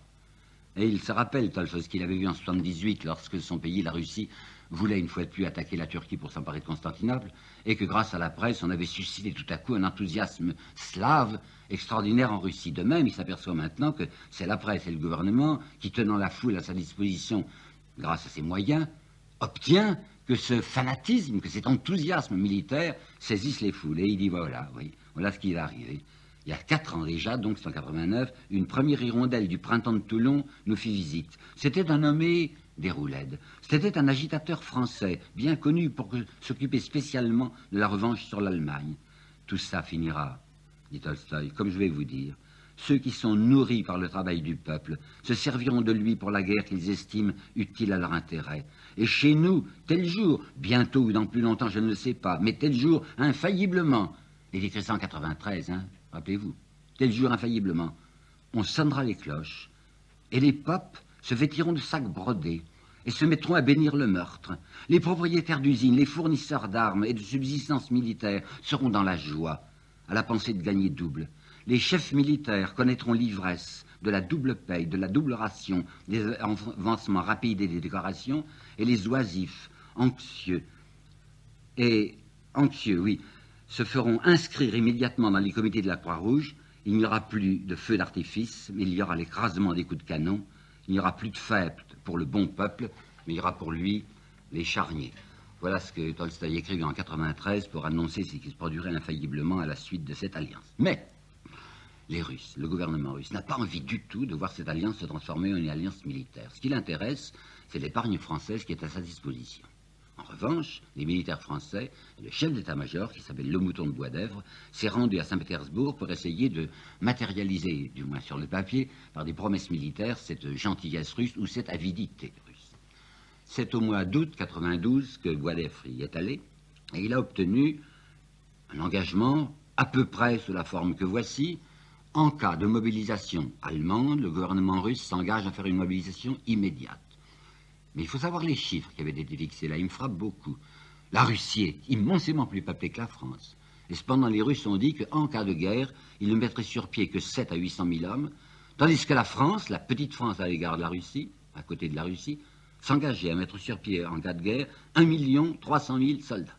Les Russes disent qu'ils n'ont pas de quoi armer une troupe plus nombreuse, alors qu'ils pourraient avoir 7 ou 8 millions de soldats. Mais la France a laissé entendre qu'elle pourrait faire des fournitures d'armes s'il y avait des commandes intéressantes. C'est un traité secret, archi-secret, à ce point que, je vous ai apporté le texte, l'article 7, toutes les clauses ci-dessus énumérées doivent être tenues rigoureusement secrètes. Or, dans la Constitution française, telle qu'elle avait été votée en janvier 1975, il y avait interdiction de conclure quelques traités secrets à l'insu du Parlement et à l'insu de la nation. Aucun traité secret ne peut être signé par le président de la République. Or, Boisdèvre insiste beaucoup pour que le président de la République, et Sadi Carnot, signe ce traité. Et il va le signer. Vous avez parlé d'Émile Bourgeois. Émile Bourgeois, c'est ce monsieur, très bien, très convenable, vous savez, qui avait écrit ce manuel historique de politique étrangère. Manuel historique de politique étrangère. Quand M. Bourgeois arrive à ce que je viens de vous raconter, à savoir ce traité qui va être signé en secret et illégalement, et contrairement à la Constitution, par Carnot, il aura une phrase tellement savoureuse que je ne me retiens pas de vous la lire. C'était un sacrifice que la France s'imposa, ou plutôt que ses chefs lui imposèrent à regret, en renonçant à connaître l'étendue des engagements pris en son nom. Alors, vous voyez que c'est assez énorme. Voici donc les militaires français, les diplomates français qui essayent d'établir une alliance militaire avec la Russie. Mais je vous répète que si les militaires et les diplomates français pensent en termes diplomatiques ou militaires, les Russes continuent à penser très systématiquement en termes financiers. On avait essayé de garder secret ce traité, mais vous savez bien que les choses secrètes en diplomatie savent toujours, et Guillaume II, le nouvel empereur d'Allemagne, l'a su. Et quelle avait été l'attitude de l'Allemagne? L'Allemagne, maintenant, c'est plus Bismarck, c'est Guillaume II. Il est monté sur le trône et il s'est empressé de se débarrasser de ce Bismarck qui, vieux et plein de prestige, semblait vouloir diriger lui-même la politique intérieure et extérieure allemande, et le nouveau Guillaume II décidait que c'était lui qui était le patron. Nous avons vécu, nous les Français, dans l'idée que ce monsieur avec la moustache en croque et menaçant le ciel, avec cet aigle dévorateur qu'il avait au-dessus de son casque, était quelqu'un en effet qui voulait nous dévorer. Bien, vous vous rappelez que je vous ai dit que Bismarck, à partir de 1971, n'avait eu qu'une idée, c'était de calmer les Français à qui on avait pris l'Alsace-Lorraine, d'être gentil avec eux, de tâcher de trouver un terrain d'entente, et qu'il avait même favorisé l'expansion coloniale de la France. Eh bien, si Guillaume II s'est débarrassé de Bismarck, qui s'est séparé de lui du reste sur des questions intérieures, des questions de politique sociale. Guillaume II était plus social, plus paternaliste que Bismarck. En revanche, du point de vue de la politique extérieure, il avait la même politique extérieure. Pas d'histoire avec la France. Et comme il voyait la montée anglaise, l'impérialisme anglais dont je vous ai parlé, il s'était dit, mais on pourrait faire une espèce de ligue continentale avec nous, Allemagne au centre, la Russie amie d'un côté, la France amie de l'autre, ce qui permettrait de freiner l'impérialisme britannique. Ça avait été sa grande idée. Alors quand il apprend, par les indiscrétions fatales des diplomates, qu'il y a eu un accord militaire secret avec la Russie, bien que, j'ouvre ma parenthèse et j'y tiens beaucoup, bien que les Russes fussent peu enthousiastes de cet accord militaire, il commence, Guillaume II, par être furieux. Et dans une note personnelle qu'on a retrouvée de sa main, il y a ce mot, les damnés français. Damnés français, ceux qui repensent tout le temps à la revanche. Et même pour montrer qu'il est extrêmement mécontent, il va organiser les grandes manœuvres annuelles de l'armée allemande en Alsace, dans l'ancienne Alsace française. À quoi les Français riposteront 2 ans plus tard par des grandes manœuvres en Lorraine française. La situation est en effet tendue, mais elle va se détendre. Parce qu'il sait, Guillaume II, que Nicolas II ne désire en aucune manière un conflit militaire, et il sait même, ce qui a beaucoup humilié la France, que Nicolas II avait fait adjoindre une clause nouvelle à l'engagement pris en 92, et cette clause était, oui, en cas de guerre, nous serons de votre côté, à moins que la guerre ne se déclenche sur la question de l'Alsace-Lorraine. C'était une grande vexation pour les Français ou pour la politique genre Delcassé, qui se disait, si on se lance dans une opération militaire, c'est pour reprendre l'Alsace-Lorraine, et les Russes venaient de nous faire savoir, ça, on ne marchera pas dans une guerre pour ce prétexte ou pour cette occasion-là. En 95, calmé, rassuré, Guillaume II fait une nouvelle avance à l'égard de la France. Il venait d'inaugurer le canal de Kiel, vous savez, là, au nord du Danemark. Il invite toutes les flottes européennes et il fait une invitation particulièrement séduisante à la flotte française.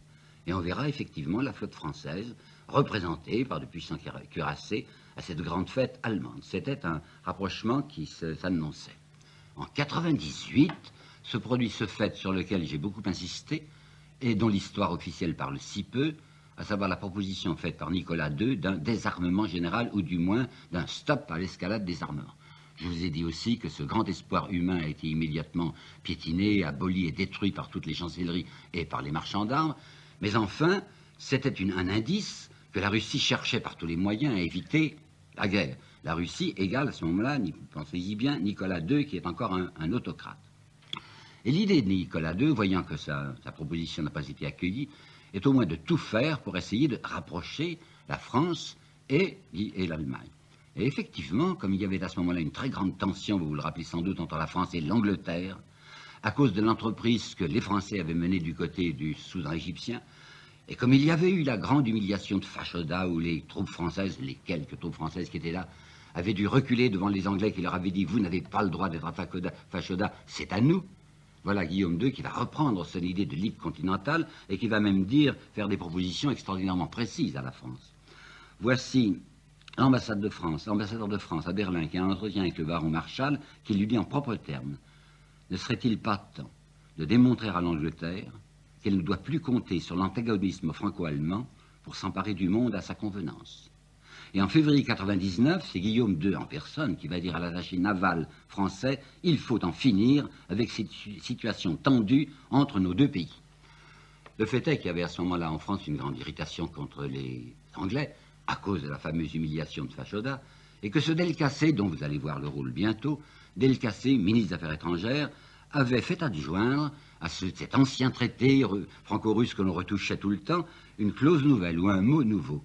Ce traité est fait, avait dit Delcassé, qui s'était rendu 2 fois de suite à Saint-Pétersbourg. Il y était allé en juillet 98 et il retourne en octobre 99. Et voici ce qu'il fait ajouter. Ce traité a pour objet de garantir l'Europe des dangers du pangermanisme et, la première fois, et de l'impérialisme anglais. Et on a retrouvé une note bien intéressante, une dépêche diplomatique venant de l'ambassade d'Allemagne à Madrid, contenant les mots que voici. La France est sur un chemin qui, par étapes, doit la conduire à une entente avec nous, Allemagne. Chaque jour augmente le nombre des hommes politiques français clairvoyants et notamment Delcassé qui estime ce rapprochement nécessaire. Tiens. Alors il y a eu un moment, vers fin 98, début 99, où Delcassé lui-même, où la politique extérieure française s'accordaient sur l'idée qu'on pourrait maintenant s'engager dans des rapports amicaux avec l'Allemagne. L'Allemagne va aller même au-delà, puisqu'en 1901, au moment où Guillaume II a l'idée de faire son chemin de fer de Berlin, de Constantinople, Bagdad, et même peut-être jusqu'au sud, jusqu'à l'océan Indien, Guillaume II va proposer officiellement au gouvernement français de s'associer économiquement avec lui pour réaliser ce chemin de fer. Et cependant, les choses ne vont pas du tout tourner de cette façon, et c'est maintenant qu'il faut que nous regardions les choses de près. Delcassé, ministre des Affaires étrangères, c'est entendu, mais c'est aussi un politicien qui s'occupe beaucoup des affaires intérieures, de la politique intérieure. Je vous ai dit que la grande affaire de la politique intérieure en France était d'empêcher de passer l'impôt sur le revenu, et je crois vous avoir dit que Delcassé était un de ceux, comme plus tard Poincaré, qui se mettait en avant, qui se mettait en vedette pour dire « comptez sur moi, j'empêcherai de passer l'impôt sur le revenu ». Delcassé est quelqu'un qui a besoin pour sa carrière politique, qui a besoin de l'appui de la droite, des conservateurs. Or, il a pu constater, au moment de l'affaire Dreyfus, puisque nous y sommes, l'affaire Dreyfus se développant surtout entre 98, 99, 1900, il a pu constater que la droite est toute braquée sur le nationalisme, sur un chauvinisme anti-allemand. C'est dans cette direction qu'il faut aller. Essayer d'orienter le chauvinisme français du côté de l'Angleterre, ça ne plaît pas à cette droite dont l'appui lui est nécessaire. Il va revenir sur sa première idée, à savoir de s'allier avec l'Allemagne pour freiner l'impérialisme britannique, et il va maintenant décider au contraire d'avancer le plus possible dans la direction que voici, substituer à cette Russie qui lui paraît molle militairement, lui substituer comme premier allié les Anglais. Et pourquoi donc? Eh bien, les Anglais commençaient à s'inquiéter très sérieusement de l'expansion commerciale allemande. Il est parfaitement vrai, je vous apportais des chiffres, que cette expansion commerciale était considérable. Pensez qu'entre 97 et 1900, elle s'était accrue, l'exportation allemande, de 3 millions de tonnes. Hambourg, avec ses 14 bassins, ses 137 hectares et ses 17 kilomètres de quais, était devenu un des plus gros entrepôts mondiaux. D'autre part, au début de 1900, Guillaume II avait décidé de doubler, simplement de doubler, la flotte militaire allemande pour essayer de compenser la puissance de la flotte militaire anglaise, alors qu'allait devenir le Rule Britannia. D'autre part, il y a quelqu'un qui vient d'arriver en Angleterre, qui est Édouard VII, c'est un nouveau roi, qui a succédé après 67 ans, si je ne me trompe pas, de règne à sa mère Victoria. C'était le prince de Galles jusqu'alors. C'était plus un jeune homme, il avait 60 ans quand il prenait le pouvoir, il avait certaines idées personnelles. La reine Victoria avait voulu apaiser les choses le plus possible entre la France, oui je dis bien, et l'Angleterre, et lui va aller bien au-delà. Il va aller bien au-delà parce qu'il a d'abord des rapports personnels avec la France. Le prince de Galles est quelqu'un qui adore Paris. Vous savez, quand je dis adore Paris, il faut s'entendre. C'est un homme qui est un grand consommateur de femmes, qui va beaucoup à Paris, et qui a une espèce de petit groupe autour de lui, un groupe un peu sordide, quoique très distingué, où il y avait le chevalier de Jaucourt, où il y avait M. de Pourtalès, où il y avait la princesse de Chimay, une bande à la fois élégante et crapuleuse. Et il avait un harem à Paris, et à la tête de ce harem, il y avait une nommée Jeanne Bourgeois, qui sera plus connue plus tard sous le nom de Mistinguett. Alors il y a un goût très vif de Édouard VII pour la chair française féminine, mais il a pris maintenant un autre goût encore plus vif pour une autre forme de la chair française, la chair masculine, c'est-à-dire l'infanterie française. Il se dit, il va falloir en découdre avec cette Allemagne, parce qu'elle est dangereuse commercialement pour nous. Nous ne sommes qu'une nation navale, tandis que les Français, par bonheur, c'est une nation d'infanterie. L'infanterie française intéresse capitalement Édouard VII. Et comme il a su, parce que tout le monde sait ça dans les chancelleries, que la France se déclare prête à mettre sur pied en cas de conflit 1 300 000 hommes, ça l'intéresse beaucoup. Alors Delcassé se dit, mais c'est excellent ces dispositions d'Édouard VII. Il n'est pas du tout comme le Nicolas II. Nicolas II, c'est un trembleur, c'est quelqu'un qui ne veut pas s'engager dans une affaire militaire, tandis que je vois très bien que les intérêts britanniques sont tels que si on les pousse un petit peu, on va les avoir avec nous dans l'entreprise que je médite contre l'Allemagne. Et parallèlement, Delcassé est quelqu'un qui a des idées intéressantes du point de vue colonialiste. Il faut que je vous apporte là quelques documents. Le secrétaire général de l'Union coloniale, qui s'appelait un nommé Chaillibert, au banquet du 25 juin 1902, avait déclaré « Notre empire est encore incomplet ». Et il avait précisé, il lui manque 2 choses, le Siam et le Maroc. Le Siam, on n'aura pas bougé de même, à cause de l'Angleterre. Mais le Maroc, c'est bien intéressant. Parce que voilà qu'en février 1904 se constitue un comité du Maroc, présidé par qui? Ben, naturellement, par Eugène Etienne, toujours, lequel déclare le 17 février 1904 « La question du Maroc nous réserve la dernière chance impériale qui puisse nous rester au point où en est le partage de la terre. » Et voici d'autres paroles d'Eugène Etienne, encore bien plus intéressantes, toujours banquier de l'Union coloniale. Quel admirable champ pour notre activité. Ces gisements de phosphate, ces mines de fer, toutes ces cotonnades à vendre que pour nos filateurs. Et ces chemins de fer à construire, quoi, une razzia admirable à opérer là-bas. Écoutez bien, mon vieil ami Delcassé négocie en ce moment avec l'Angleterre à ce sujet, et ça marche, vous verrez, nous allons avoir les mains libres de la Moulouya à l'océan et de Tanger au Sahara. Si vous regardez la carte, Moulouya à l'océan et de Tanger au Sahara, ça veut dire conquête complète du Maroc. Et bien tout ça avait abouti, puisque Delcassé négociait si bien avec les Anglais, au fameux traité de l'entente cordiale qui est du 8 avril 1904. Le traité de l'entente cordiale, ça avait été peut-être un peu difficile à le faire passer auprès de l'opinion publique, puisque l'opinion publique française avait été tellement irritée par l'humiliation de Fajoda, et aussi parce qu'il avait fallu faire reculer les troupes françaises devant Kitchener. La presse va agir de nouveau. Et il est pénible, il est douloureux de constater ce que peut faire la presse sur l'opinion publique. Car c'est Edouard VII qui va venir en visite à Paris, c'est Edouard VII que l'on conspuait 3 ans auparavant en criant « Vive Kruger !» Vous savez, le chef des bourgs, eh bien, il va être acclamé par l'opinion publique. Et même une chanson va se répandre, une chanson qui indique bien quelle est l'arrière-pensée de Delcassé, qu'elle a glissé dans la foule, ça va faire saigner ce brave empereur Guillaume. Par conséquent, c'était bien nettement dans ce rapprochement cordial entre la France et l'Angleterre, une manœuvre offensive contre l'Allemagne.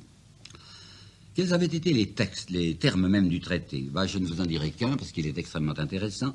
Le droit était reconnu par l'Angleterre à la France de veiller sur la tranquillité du Maroc, j'ajoute, et de donner au gouvernement marocain l'appui, remarquez, l'appui dont il peut avoir besoin pour la réorganisation de son administration, de ses finances et de son armée.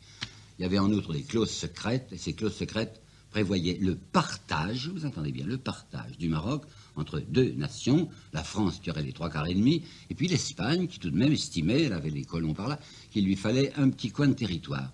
L'Angleterre avait insisté très fermement sur le fait qu'elle ne désirait pas avoir les Français trop près de Gibraltar et que comme la ville principale qui était la plus proche de Gibraltar c'était Tanger, on donnerait plutôt ça aux Espagnols ou bien on y prévoirait un statut international. Or, tout ça se passe dans le dos de l'Allemagne. L'Allemagne est une très grande puissance maintenant. L'Allemagne a cette expansion économique qui lui donne la nécessité de trouver des débouchés. Et l'Allemagne n'a pas été prévenue de tout ce qui se passait là-bas. Or, l'Allemagne sait très bien, surtout par les diplomates espagnols, ce qui se prépare, y compris l'idée d'un partage. Alors, on va voir l'Allemagne froncer les sourcils et dire tout de même, enfin, et nous?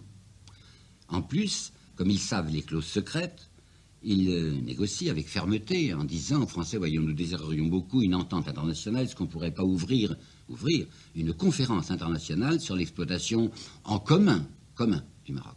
À ce moment-là, Delcassé s'y oppose de la manière la plus absolue, et nous avons de sa main une note qui est vraiment comminatoire au sultan, un sultan sur lequel il n'y a même pas encore de protectorat, mais sur lequel pèse une menace, où Delcassé fait dire au sultan qu'il ne tolérera pas qu'il y ait aucune puissance intermédiaire entre la France et le Maroc.